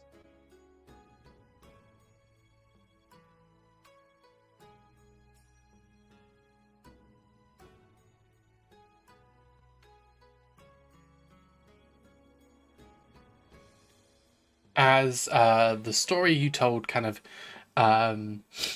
goes on, so I'll say as well, for the sake of that, like it was really good, and you put a lot of detail into it. In the actual world, you probably put a bit more detail into it. Really kind of prolonged some bit and made it a whole theatrical performance, as it would have taken about let's say a few more hours at this point until the sun is just about going down. And while all of this is going on, the monks have been slowly kind of preparing almost like a stage. It's kind of like not quite a stage, actually.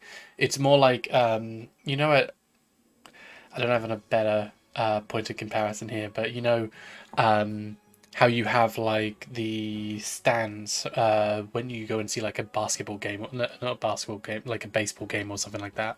Like some seating arrangements for like people to go and sit on, basically.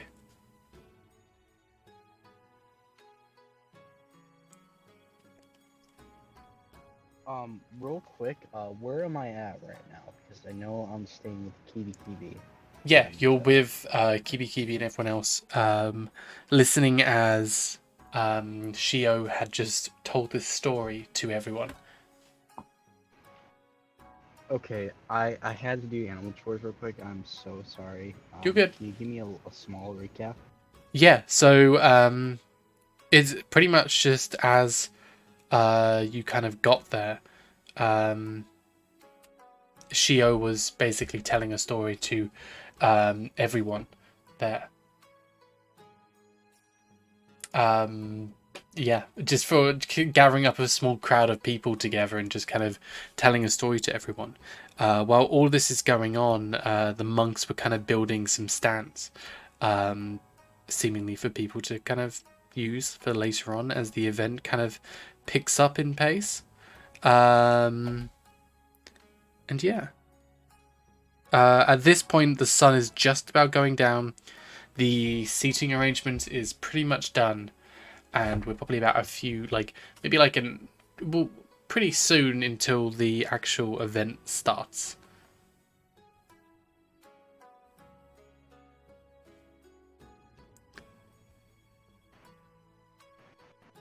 As you've pretty much spent the entire day at this one temple.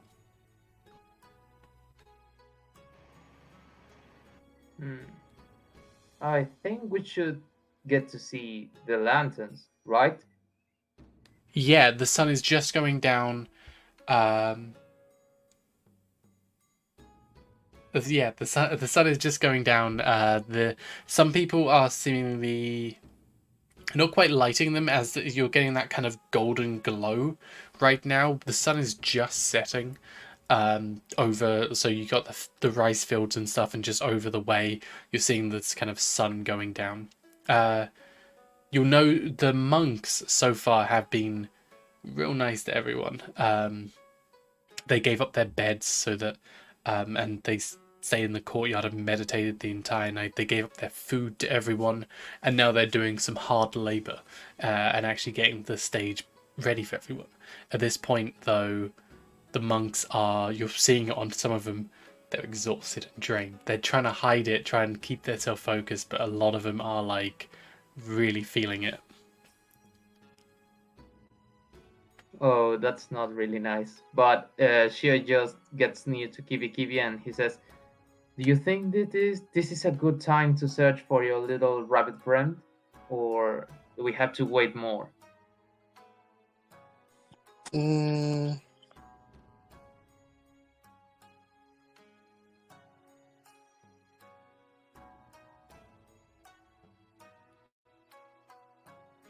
Oh, sorry.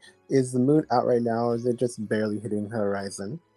Just barely on the horizon. However, while the sun is going down and we're kind of at what you would call golden hour right now, you would be noticing like a little rabbit. Wait, I see it. I see a rabbit. You see a tiny little blue spectral rabbit. I just point to it immediately. Nobody else sees it.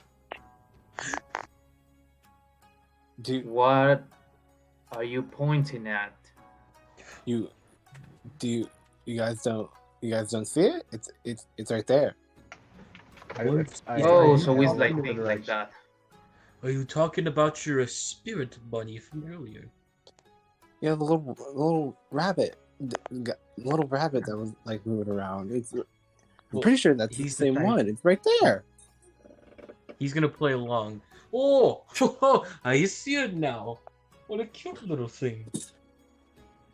He's playing. He doesn't actually see. He's just playing with it because he wants to be happy. But can I tell that Umi's just sparing my feelings that he cannot see it? Roll me a deception, Umi.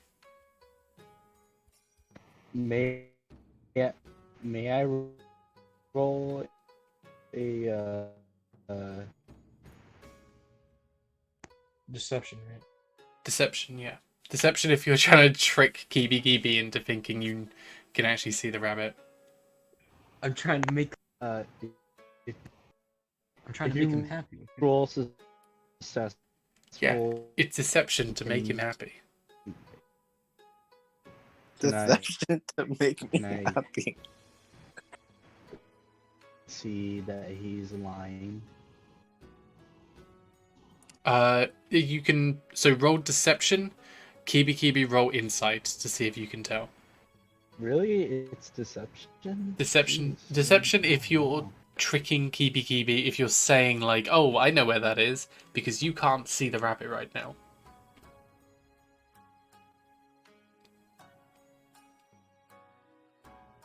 Umi, roll deception.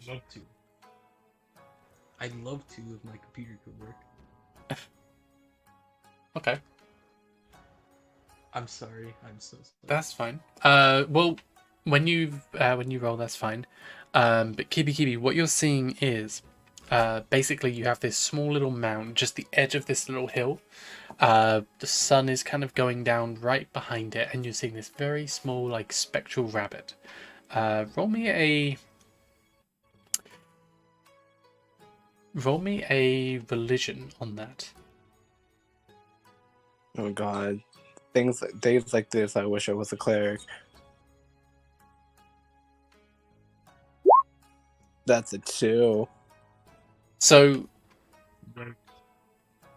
you think it's a real rabbit? You think this is an actual thing? Like I cannot be wrong. I'm sorry, but no one else is seeing it. Are you sure that you're right? Can I rub my eyes to make sure that I'm not hallucinating? Yeah, you can. Don't have to ask my permission for that. You can rub your eyes. Wait, roll strength to see how hard you roll your eyes. Roll I medicine. hope he Do you know where doesn't your roll eyes a are? nat 20. No. Yeah, you rub your eyes and the rabbit is still straight ahead of you. It's kind of like hasn't quite noticed you. It's kind of just pecking at the grass a bit. You said it was like a blue rabbit. It's a blue spectral rabbit. That's what you're seeing at least. With a 21 deception, as far as you know, Kibi, you can roll insight on that, but you think Omibozo, sorry, Bozo, I see one. you think, wow, geez, Yeah, I truly think he can you think see he can it. see it as well. Can I What a- roll what a fluffy insight? little See lad, if I he's like. lying? You can roll insight, yeah.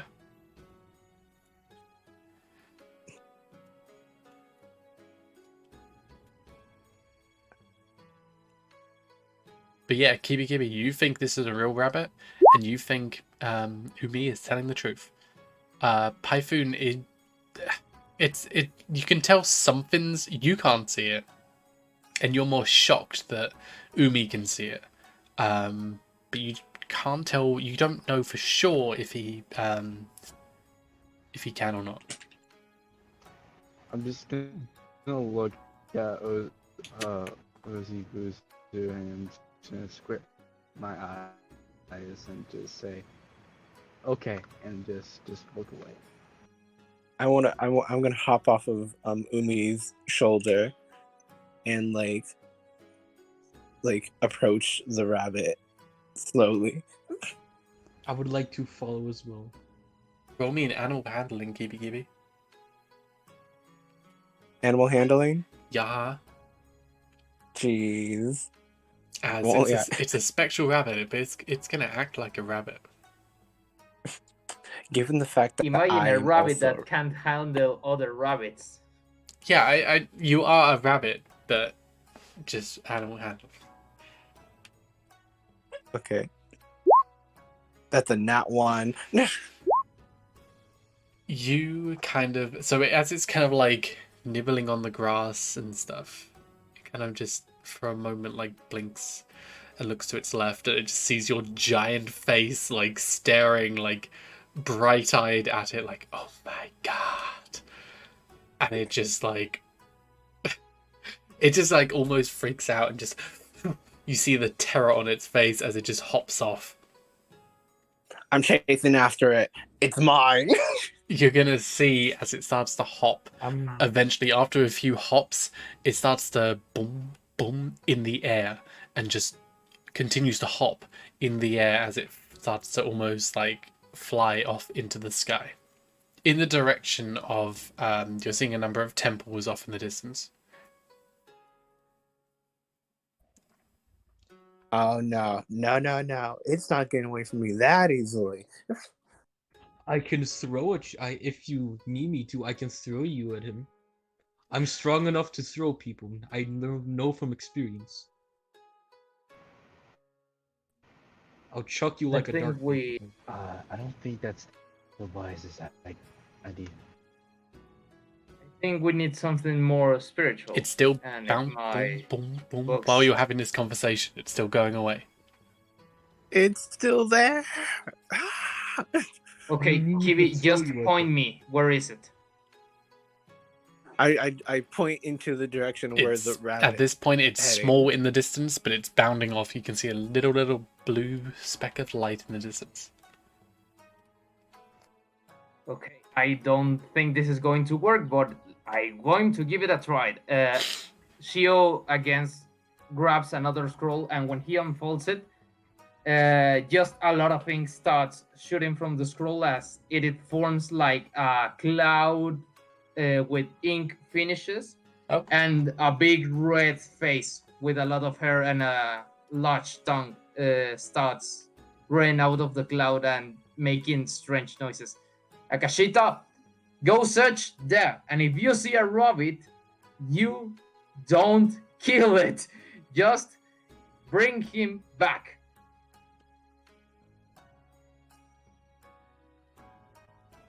My Yeah. suggestion of throwing Kibi still stands. I'm trying to do the handout, but yeah, you kind of create this kind of cloud creature, which kind of pops out and then it just kind of floats off in that same general direction. You're noticing it kind of heads west. If anything, it's like close to where the town is, but not quite. One of the temples nearby there. But it just kind of specks off and you see your little cloud demon kind of go off with it.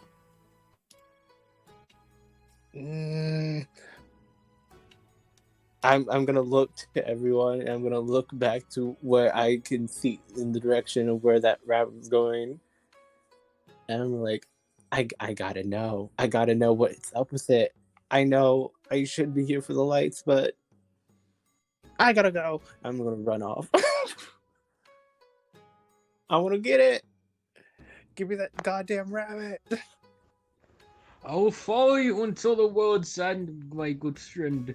You can see him following right behind him. Even though he's a big man, that doesn't mean he's slow. Mm-hmm. So we're all following him, right? Yeah, we have to go. We have to go. Okay. Oh, that's a crazy little cloud rune. I like that. Yeah, that is what Shio just created and came out of the scroll. But yeah, so you're seeing weirdly this ink creature kind of come out and like bend in the wind and stuff. Following, give me a perception check, Kibi. As you're seeing this little blue speck of light, but it's getting further and further away. You're kind I'm of gonna sigh.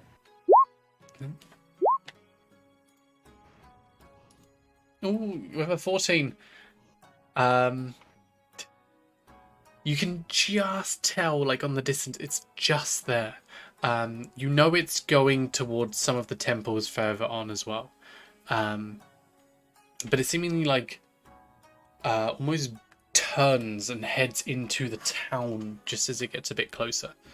But then just kind of it goes kind of going in an arc, and then just kind of stops down by one of the where the town is. Wait, so wait, the description. It was going towards where the temple is, but as it got closer and closer, it kind of turned and arced down to where the town was, and seemingly goes by the entrance. And that's where you lose the speck of light. So it like hops, like from what I'm saying, it basically like hopped down into the entrance of the town. Yeah, like the whole time it's like bloop, bloop, bloop, hopping all the way over to there. Yeah. I'm gonna head to that. I'm gonna head to that freaking one. Okay. You're seeing Are you as well. supposed to be heading out so far? Oh, oh yeah. Oh, Shio, you're seeing as your little demon friend is seemingly like hovering around the entrance of the town as well, but it's in that direction. It kind of goes to the entrance, but just kind of stops, and you kind of catch up to it as it's like looking around. What happened, Akashita? Did you lost it, or do you need something else? It looks around and just shrugs with its hand, like, I don't know. I guess that's all you could have done. It is fine. Shio just like pets the Akashita, and I'm just going to clarify. It probably shows on stream, but Akashita is not like a dog or like a pet. He's more of like a really weird cloud homeless man, but he still behaves like an animal. It is weird, but he just pets him and puts him again into the scroll. Kind of goes into the scroll. So for the sake of this, I'll put this in like a blue. So you was here, and then you traveled to, and you are like around here at this point.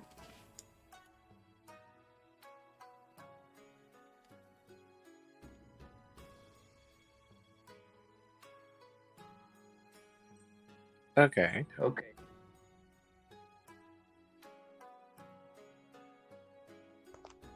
You're seeing, so there's a lot of people at this point. Sun is just going down, like it's just hitting towards the end of golden hour, so the sun kind of has that nice little like rim on it, but it's pretty much going down in like very soon. There's a lot of people out in kimonos, very formally dressed, beautiful kind of garbs. A lot of them holding like some kind of paper lantern or maybe like folded up ones, but everyone seemingly has something with them. There seems to be a number of different people kind of gathering around at different points, friends and family like kind of staying in like smaller groups together. But the town is like filled with shops and stuff. You're seeing a number of them starting to close up as well. But yeah. Roll me a perception check, Kibi, as you did have sight of it. So roll me another perception. Alrighty.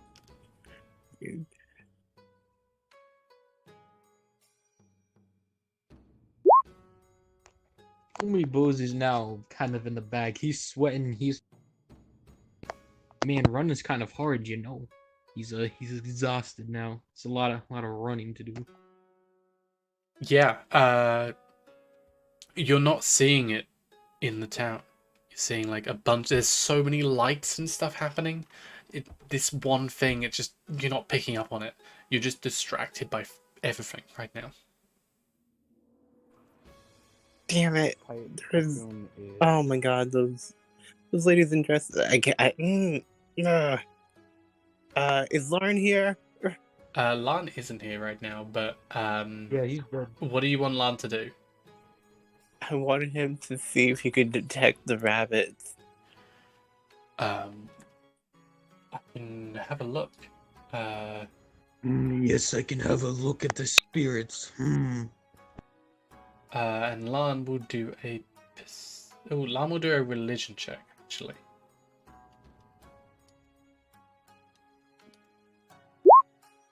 With a 17. They don't see the rabbit. What they're seeing is imagining it like this, right? You are at the very entrance of this town, and what Lan is seeing, and he's describing this to everyone as well, the road going forward and kind of just inking off into different pathways, just mirroring where the road is. And there's some animals kind of going on by. There's some small foxes, there's some small like toads kind of hopping along as well, and just a bunch of different spirits here and there. Lan, I don't know why he disconnected from the Roll20, so something probably happened. But there's a bunch of different spirits kind of walking down the path. There doesn't seem to be a rabbit, but he focuses in a little bit, and while we can't pick up on the rabbit exactly, he can see almost the footsteps of a rabbit-like creature hopping through the road and just going straight ahead. And he just kind of points it out to everyone. And we're following those footsteps, but we can brisk. Okay.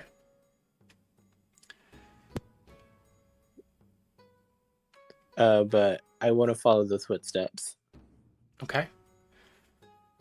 As you go on ahead, following the footsteps, you get closer and closer. You see...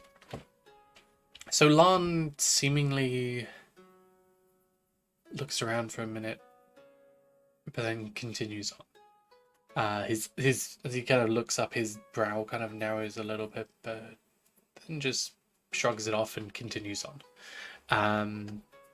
As you leave the main gate, he kind of continues to point you down the direction where these footsteps are leading, as you kind of go into almost this offshoot into a more forested area. It's actually got very dense with bamboo, but for some reason Lan is leading the way, and he's almost like navigating through this as he's just following these spectral kind of footsteps. And as he kind of moves left and right, he's narrowly avoiding like some of the bamboo. Actually, just for the shits and giggles, I'm going to do a dex check to see if he does hit anything. He does not. As he kind of ducks all around, he just instinctively knows that bamboo kind of coming across, and he just ducks out the way. Kind of gets to a small stream and just stops. There's no more footprints. This is where it leads. A river? A stream, I mean. What everyone else is Oh my- noticing, Lan isn't seeing this, but what everyone else is seeing. There's a small river kind of going down. As you kind of look up the path as well, you'll see there's almost like a trickle of water kind of coming out. Which is what connects from one of the temples. The water's trickling out, and it kind of leads on down this path.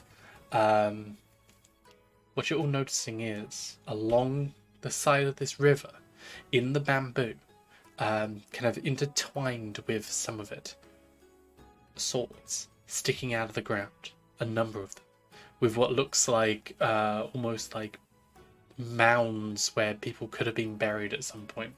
But this seems to be a samurai gravesite. Oh Oh. my. Why is this here? Can I take a look around at the names to look for my father's name if it's here? If it's here. So roll me an investigation. And if anyone else is helping as well, you can roll me an investigation. Roll to see your dead father. I shall. Umibozu, while the roll is going on, he is in a very respectful manner. He is going to take off his mask, the elf one he was wearing, slide it back on his side waist, and take a kneeling position. The traditional kneeling position near the jinxed it. graves, and just sits down, just bows up and down, paying his respects to the dead. Okay.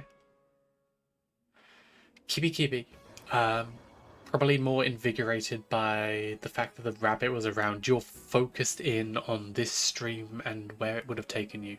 As is Shio, you're kind of helping out best you can. Python may be a little bit more distracted. Kibi. So immediately in front of you, there's a bunch of like swords sticking out of the ground. You would know this to be well, you wouldn't know, but like Shio and everyone else would kind of know this is like customary, that when a samurai dies, they have almost an unmarked grave with just their sword, their katana or whatever blade they are wielding kind of poking out the ground. As you go further on down the river, by the way, there's like a good it starts off like immediately in front of you like 10, and as you kind of go on down the path and turn, there's like maybe another 30, and you go on down and go down another bend, and there's maybe like a 50. Like there's a lot of them just kind of going on different offshoots, kind of grouped together in different ways. But Just a lot of swords? swords sticking out the ground, yeah, but seemingly like you can see the marks of where someone could be buried in them. Mm-hmm. As you go and turn around the corner, you're noticing like another patch with maybe 100 different graves. However, they're all dug up. The swords left to the side. Oh. What? I don't think that's good. This is not good nor common. What happened here? Can I just pull out another UO and search in the like surroundings of the grave? Yeah? Okay, so I roll perception, right? Roll perception.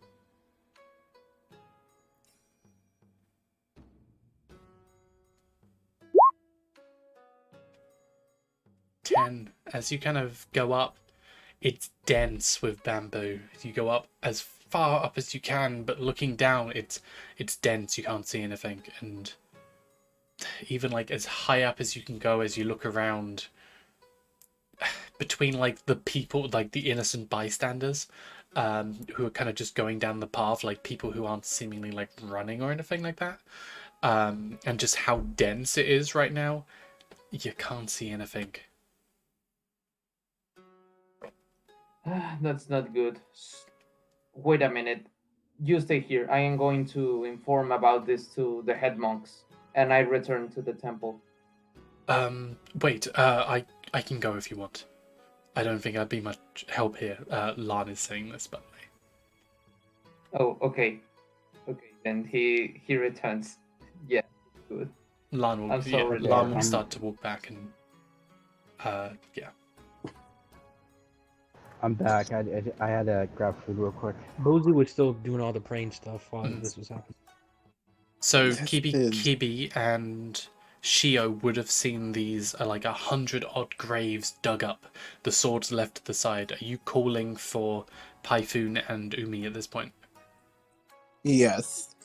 As you kind of hear Kibi like yell over from like a bit like off out of sight from where you are now, but kind of yells over seemingly in some distress. Hey, you guys may want to look at this. He's gonna He gets up. run This towards time he there puts on and another random mask. This time it's the human mask, the quote unquote evil one. Ooh. He didn't really notice, and he walks up, noticing the hundreds of built up buried up bodies. The bodies could are almost- not there. The graves are I dug mean, up. you know, I mean, you know what I mean. The I mean, everything is gone. The buried up, graves. You could almost feel around his presence a sheer mix between fear and pure anger. It didn't feel nice. If this is fine with you, DM, if I could do this. You almost see his tattoos. What are basically normal tattoos. They start to glow. A very font glow. Light blue, even. Though he doesn't say anything about it, nor does he say anything at all. You can definitely feel and almost something spiritual happening around him.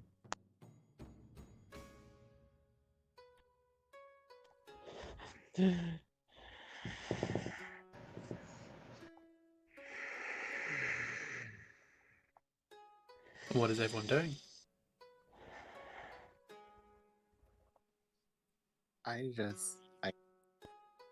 just don't know what to do at this point. This is.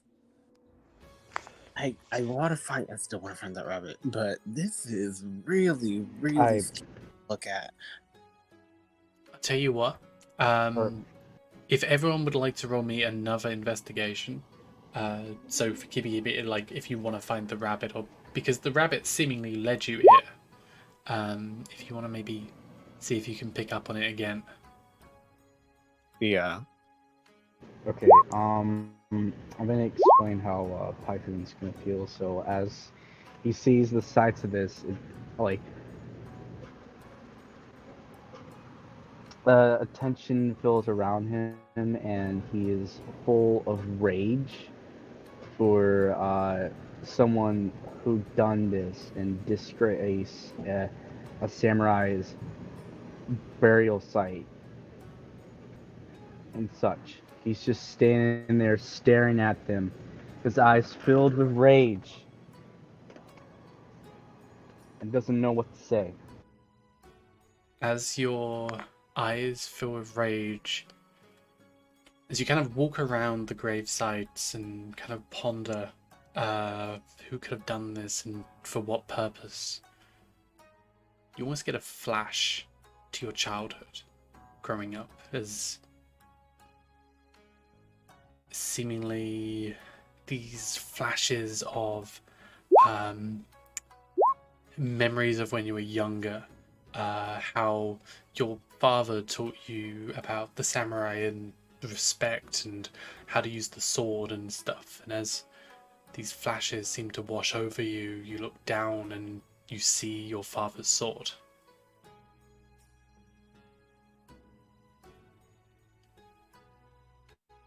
Bound in the same way that you would expect it to be, with the same kind of hilt on it. Irrefutably, this is your father's sword.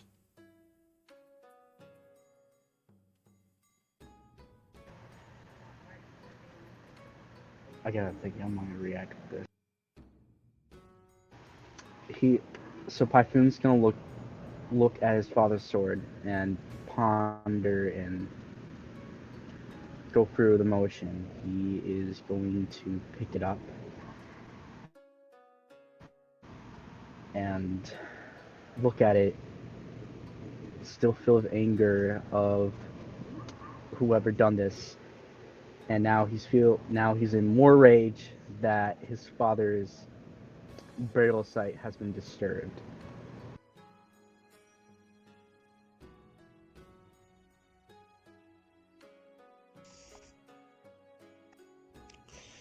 Damn it all! Shio You hear a very, very angry Umibozu echo that as both of his arms light up fully, very light blue, arm into a fist, whatever's nearest close to him, bamboo, whatever.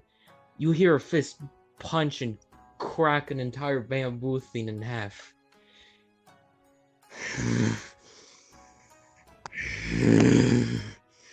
Shio gets near Python as he sees he's really affected by the look of the sword. I guess this is a personal thing right now. I think so too.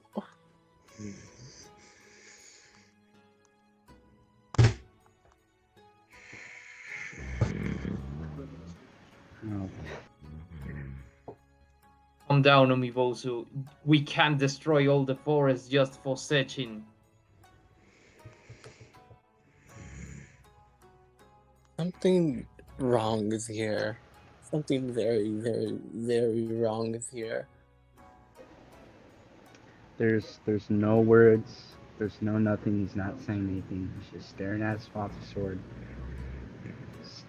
clenching the blade of it tightly, and still filled with rage and such. Is there anything like else around all the graves? Some kind of, I don't know, footprints or things like that?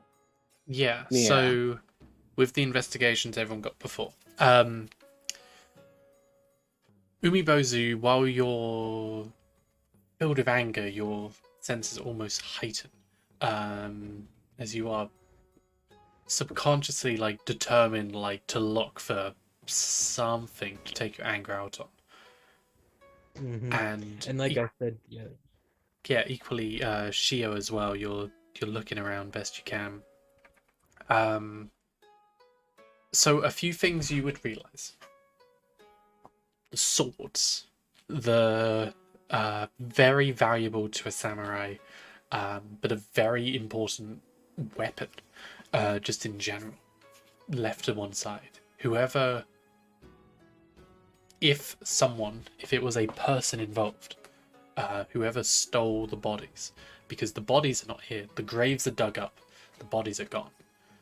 If whoever took the bodies left the swords, and if it was seemingly for,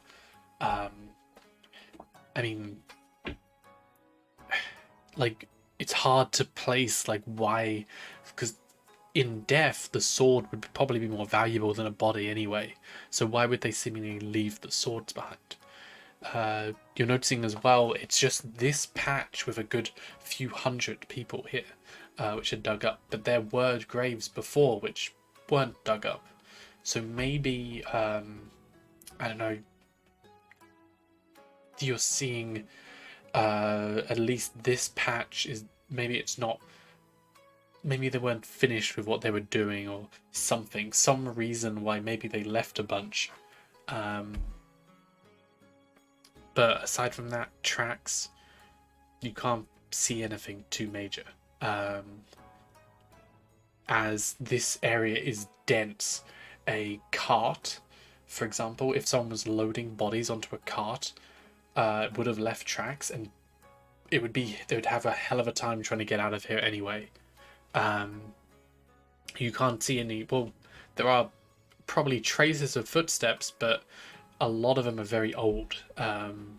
You know, this place is maybe not this area exactly, as this is kind of off the track, but this whole area right now is very busy with a lot of people. So it's hard to place anything in just all the commotion that's going on right now. Kibi, however, a 19 investigation. You see that little rabbit once more. Just kind of in this, like, drinking from the stream kind of nearby. Jesus Christ. What? I'm not gonna disturb anyone because I think mostly everyone. I think oh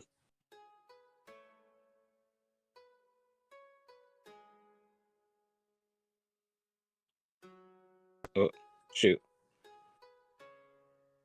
I think I'm just gonna like tap on Shio's shoulder and be like,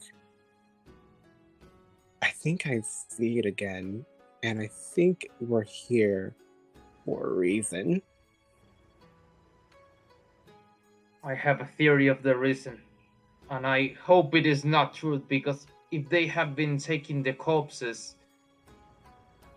well, there is a big possibility of undead here. Are we going to follow the rabbit then? It is our best chance. And Larn has already, well, informed the head monks that something weird is happening here. We should get going. Mark my words.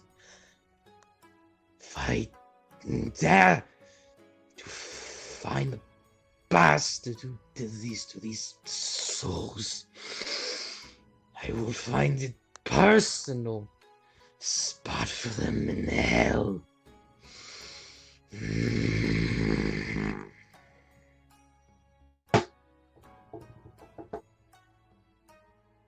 He is literally shaking in pure rage. His tattoos glowing as bright as they could.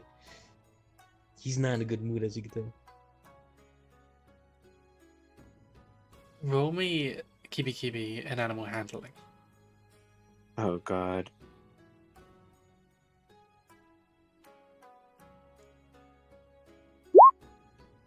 $19.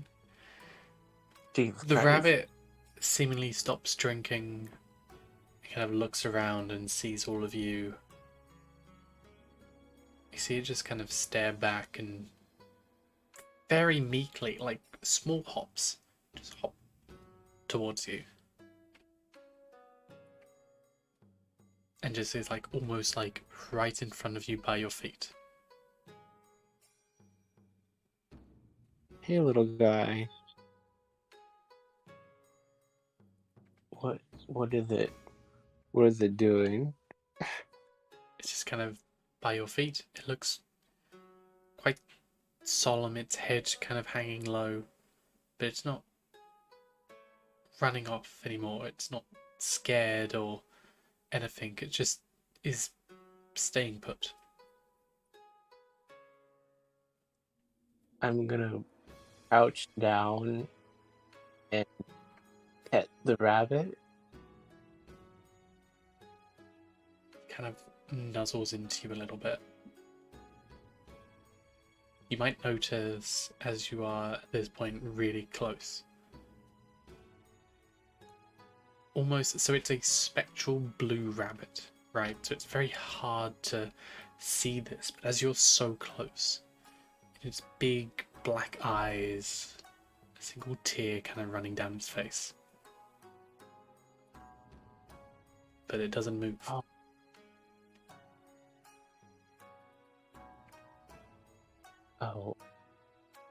I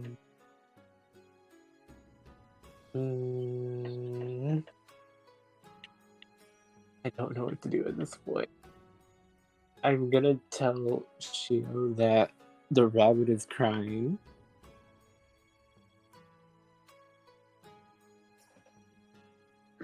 Okay. Can you encourage him to, I don't know, lead us where something has happened? Maybe he knows something. Can you ask something to the rabbit? Do you know what happened here? Kind of just turns around, sniffs in the air for a bit, changes direction, looks the other way, and just kind of sniffs and turns back to you and just shakes its head a little bit. Apparently it doesn't.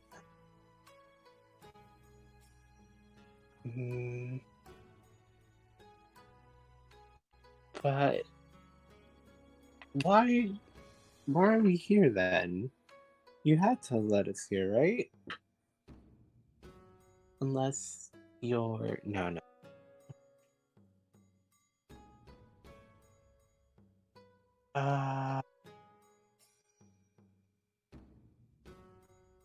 What do I do? I don't know. Kibi's like stressed out over all of the stuff that he's like absorbing, and he's very much feeling the vibes of everyone else.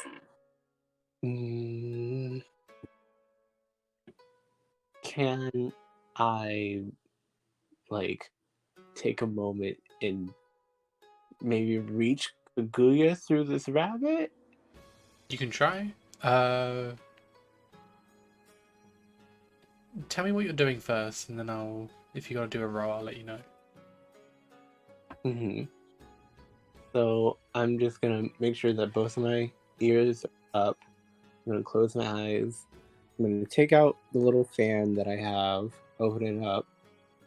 I'm gonna gently place it on the rabbit's nose and bring it back up to my forehead. Close it, and I'm going to ask Kaguya for guidance on what is happening, and maybe if she could give us a sign on what to do. Okay. I'm just checking, and I don't think you have any like divination spells or anything like that. Nope. No. Okay.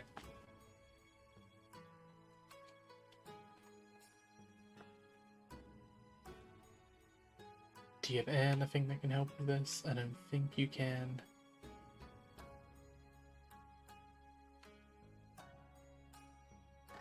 Nah.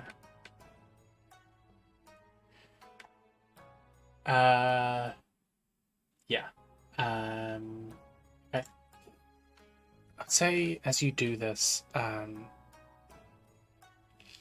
you feel a bit of connection. Just a little bit, like as you put your hand on the rabbit, making sure your ears are up for the best reception. You get almost this vision of the white orb in your head, and then it kind of transforms into the moon. So you feel a bit of connection to the moon while doing this, but you don't hear a voice or anything like that. There is also this weird, almost innate sadness here, though.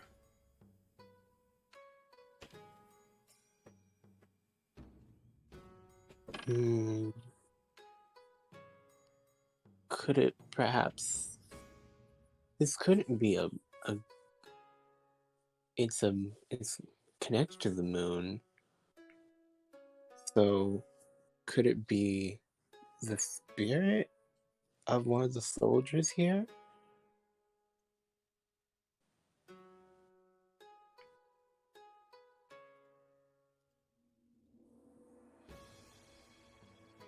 Or is this... that's my guess. This has to either be a spirit of a soldier that, I don't know, had some tiding to Kaguya, or just this is a sign from Kaguya that we need to do something around here. You've kind of listed all the options. I listed all the options? Either it's something in the area or it's something you have to do that's pretty vague. Oh, goodness. There's an innate sadness in the moon, and then there's... Golly.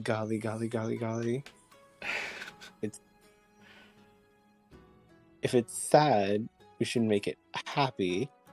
But how do we make something happy? Maybe we could, I don't know, just put down again the swords as they were, and just try to replicate at least as similar as possible the scenery. I don't know. That's right. Maybe putting the swords back to I'm back. the original state is the best way to handle this. Okay. I forgot to mention, while y'all are off with the, while you're off talking to the spirit bunny, I actually kind of already had the same idea, and, Umibozu, while you were doing this, his tattoo light began to shimmer down just the smallest bit, as if you want to, you can see him crouching down to some of the graves, and trying to push the dirt that was done digging back into it, trying to make it resemble somewhat of a respectful grave again. He's done this to 3 graves so far. Okay. I'll say then, with a bit of time, so Lan would still be off trying to get help and stuff to come back, but with a bit of time, you do end up putting the swords back to how they were. The graves don't fill up completely as the bodies are now missing, but you kind of pile it in and make them look fairly respectable. However, Typhoon is holding the sword of your father, and the grave is cleaned up, but you're holding the sword. What do you want to do? I need to ask, you said the bodies are missing, right? Bodies are missing. If that's correct. That's the only thing that's been taken. Say that again? Right? Is that right? That's the only thing that got taken were the bodies? The bodies are missing, swords are still here, but the dirt would have been like taken out and then, would be off to one side, as if it was dug up. But the swords are all left. Huh. I really, really don't want to, sad character. I really don't want my father's sword back because I kind of want to find out whoever done this and then come back and put it back for revenge, because apparently Typhoon is really, really pissed off at this point that someone came in and disturbed his father's burial site. You're holding the sword. What do you want to do?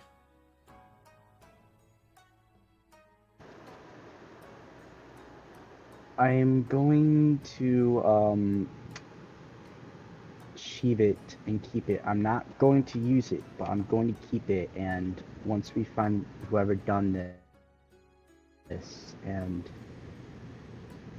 deal with it, I'm gonna come back. I'm gonna go place it back. Okay.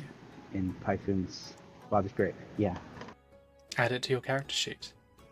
As you'd all see, all the swords now in place, seemingly with Typhoon holding the last one, and then he sheaths it, seemingly keeping it.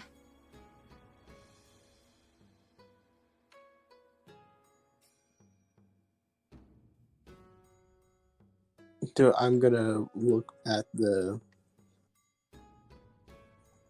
rabbit to see how it's reacting to all of this. As you would have had to have kind of leave it for a bit, as you were busy helping out with all the graves, and at some point while you were fixing up the graves, you would have looked away for a minute, and when you look back, it wasn't there.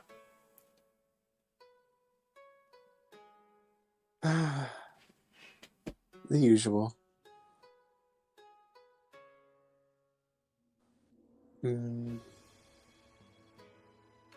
So, the rabbit's gone. So maybe that's a good sign that it's no longer sad.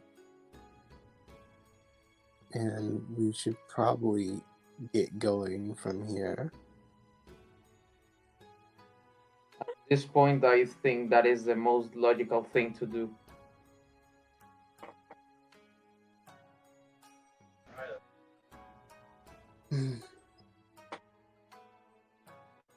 So, you guys ready to go? A Typhoon is gonna say no.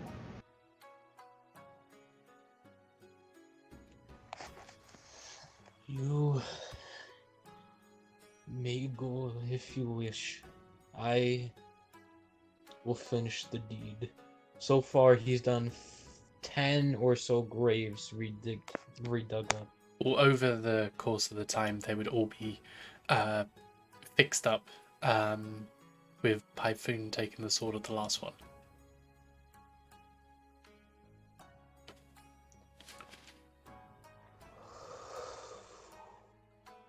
Finally, as the last grave was put back to his former self, you can see the light. You can see the blue light that came from Umiboz's tattoos dim down and finally disappear. Back after a final one more deep breath, he gets up and just simply starts walking back to the monastery. As the blue light fades from your tattoos, and all of you would then turn around, there's then a warm orange light glowing over each of you. As you look through the bamboo, tiny orange lights start to float up. It takes a minute for you to kind of realize what they are. As they go higher and higher, you're gonna see like loads of like lanterns starting to fly up, one after the other. Almost it takes a bit of time to do so, but after a bit of time, seemingly they blot out the sky almost, as there's more lanterns right now than stars.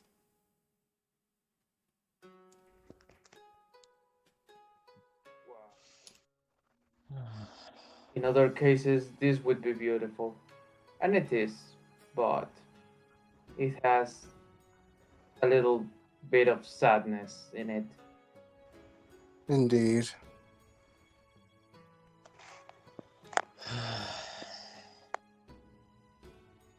You would all know that the lanterns, while in Shu, I believe you were told about this previously. While it's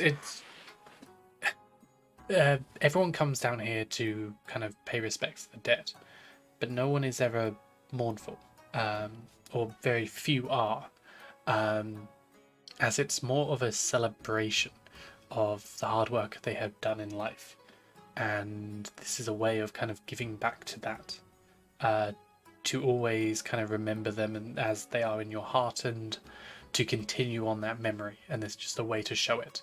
So I mean, they're just the sky starts to fill with basically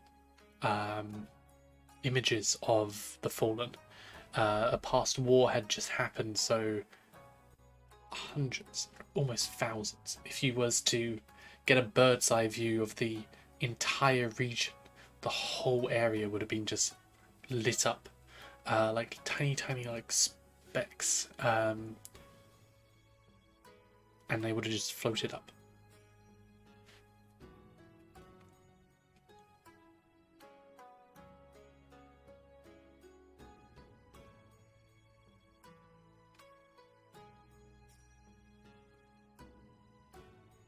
I hope we can figure this out.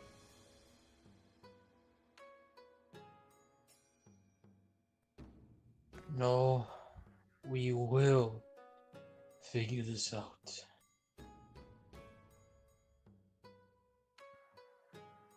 At least it is what is intended, but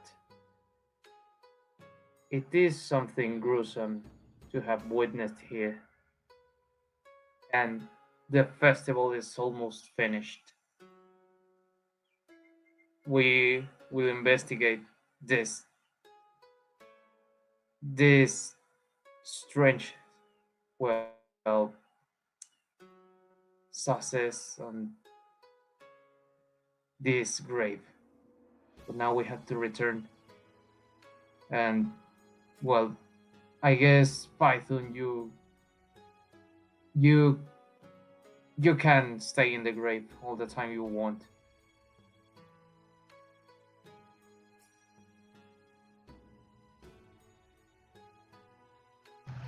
Doesn't say a word. I say we let him be until he comes. He feels worse than all of us. Now come, we have not much to do.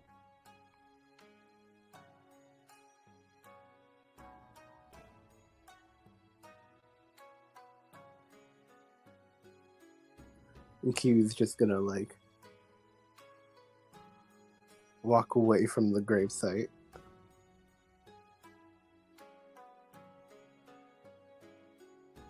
Yeah, But before- I guess we'll return now to the temple. Mm-hmm.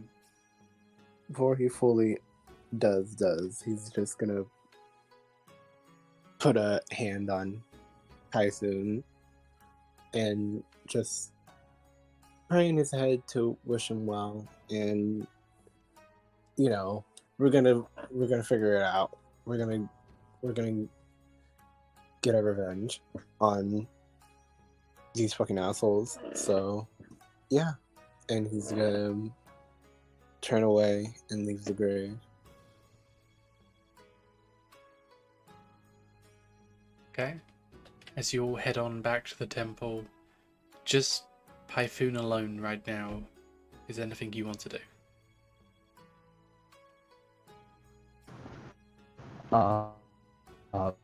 Me? Yeah, as you're alone right now, right in front of your father's Hold on. grave. Give me a minute. Yep. Okay. If Python is doing He is going. Okay, I'm here. Sorry about that. that's fine. He's gonna. Okay, so he's gonna pray. For a few moments, and get revenge on whoever done this. Just for a minute.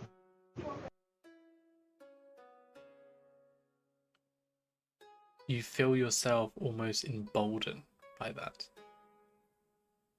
You can't quite place it, but you almost feel washed over by something.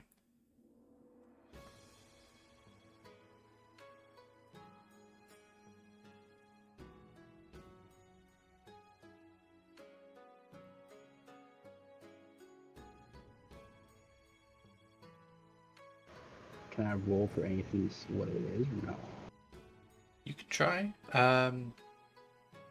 Roll a Arcana.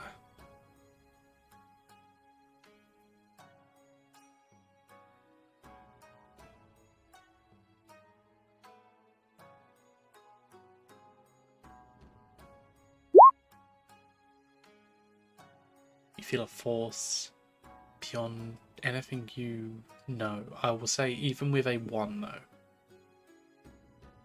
You've heard stories of people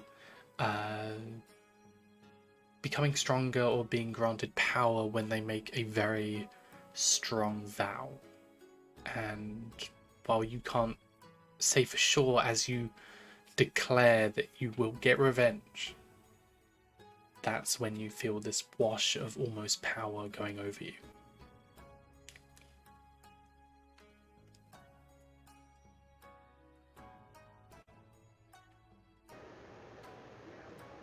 Okay, Typhoon's gonna get up and then he's gonna go back to the others, but he's in a blank, no talkative state.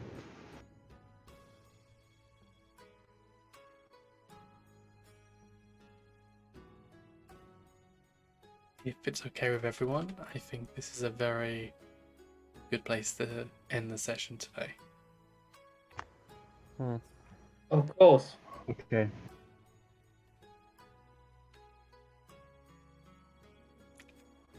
Okay. So, what did everyone think? Well, I loved first, let it. me ask how you thought. Honestly, it is a shame, and I am a little worried by Larn, but I think it was good. It was really good, and I really enjoyed it. Yeah, like there's some trauma to add to all of our character sheets, but this was a good old session and share the same sentiment about Larn, but we can't control that now, and I had a good time. Yeah, I mean, on that, like, let me ask. I'm sure Lan just had a disconnection, like a power outage or something. I think it'll be fine. I actually had a blast, and I was surprised that Typhoon's father's grave got served. Of course, he's gonna be really pissed off and get revenge, but I was really surprised by that. Yeah, no, I really enjoyed how everyone kind of dealt with that, how everyone dealt with it in their own way. Very early days, and I feel like this is very well earned. I'd like to give everyone inspiration for that. So inspiration can be used to give yourself advantage on a roll if you need to. Woo! Yay! Let me ask you this, DM. What was your favorite part from every person's character? Every person's character, I think Typhoon, starting off, I think play of the game was definitely, I really liked you having the sword in your hand, and it's like, what are you going to do with it? And I think you played that off really well. And I think that's very fitting for your character, like, to get revenge for your father from your father's blade makes a lot of sense for you. Kibi, I really like your whole rabbit thing. I think that's really good. You're always looking for to understand the situation, and I think that's really fun for you. I think Shio, you did a great job with the story and the performance as well. I think we spoke about that a little bit before as well, and you did a great job with that, and love to kind of see some more going forward. And Umibozu, I mean, all round you were great. I think play of the game was just now with the if you really felt emotional when kind of seeing the graves kind of desecrated, and that really works for your character. And Lan, even though he's not here, just all round respectful to the temples and just kind of in keeping with like the lore and stuff like that. Really did love how all of you were playing. Oh, we got someone in chat. Ink King says, I love Kibi, oh my god, is my fave. And I love Umibozu's role-playing. In general, I like the party's dynamic and stories. Oh, thank you, good sir. I'm so happy Kibi's a favorite. Oh, that's nice. I mean, this entire part, I mean, you and me, Booze.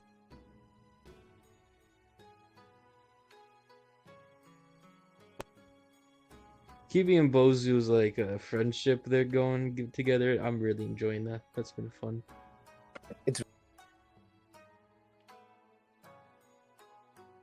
The yelling was fantastic.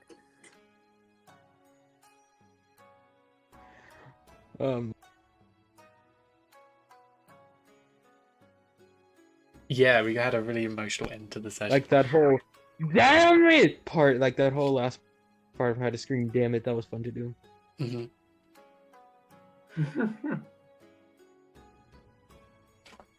Yeah, I think all round really good session for everyone. I gonna be honest, I did the whole rabbit thing felt a bit forced because this is meant to go a whole other way, but then I thought it was really cute how like I was kind of like, come on, let's go and explore so I can tell you about this area, but you all just wanted to sit in the bath. Like, I mean, it's great and it kind of writes itself in a way. But when you brought up that rabbit again, I was like, oh no, I'm here. But yeah, yeah, great all round. Really looking forward to like how this progresses going forward. Real quick, so first off, real sorry about me having a cold all session. I hope I it wasn't couldn't too tell a distracting. difference. Yeah, Couldn't tell. yeah, I've been kind of muting my mic here and there when I need to sneeze and whatever. Like, sorry if it got a bit distracting at all. Also, I'm opening this up to other people as well. If you join the Discord, I'm with this campaign and everything in the world of Æstriogoth. I'm currently writing it up on the World Anvil. Shio is helping me out with some of the stuff as well. If anyone here is interested in writing the lore for the world, hit me up because I'm looking for co-writers to help me out with this. Yeah. Aside from that, got some really fun stuff coming up. I do want to do when we hit. So I'm not going to reveal the whole thing, but when we hit 100 followers, I'm going to do something really special, a big community game.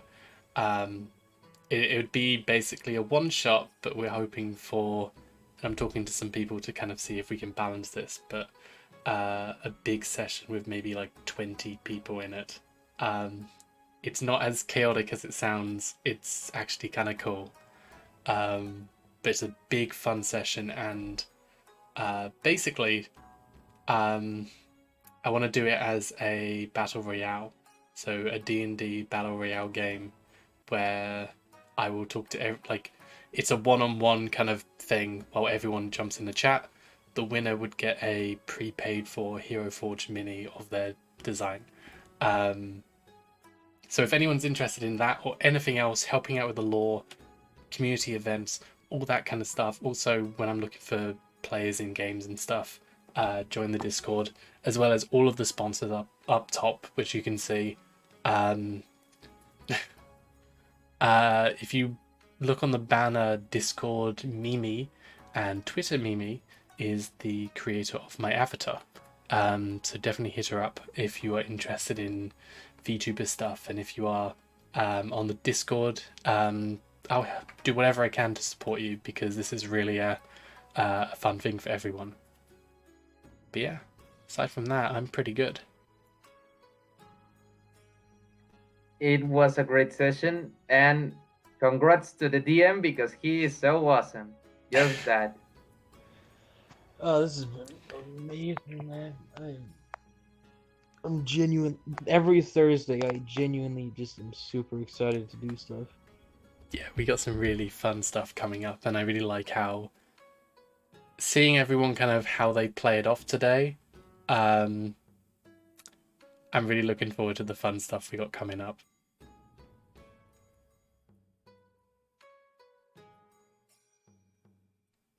goodness gracious. Well, I think, what time is it? Oh, yeah. I'm gonna Yeah. help out my friends with our webcomic stuff because we're gonna do some more stuff with it now that school's over. And so I shall take my leave. It was a good session, everyone. Congrats to DM. What else? Oh, yeah. Well, just, yeah. Bye. Bye, everyone. See Yeah, you I'm gonna next end the stream week. now, but it was really good hanging out with Alright, everyone. See you next alright, week, I'm gonna same time. go. See ya. Goodbye.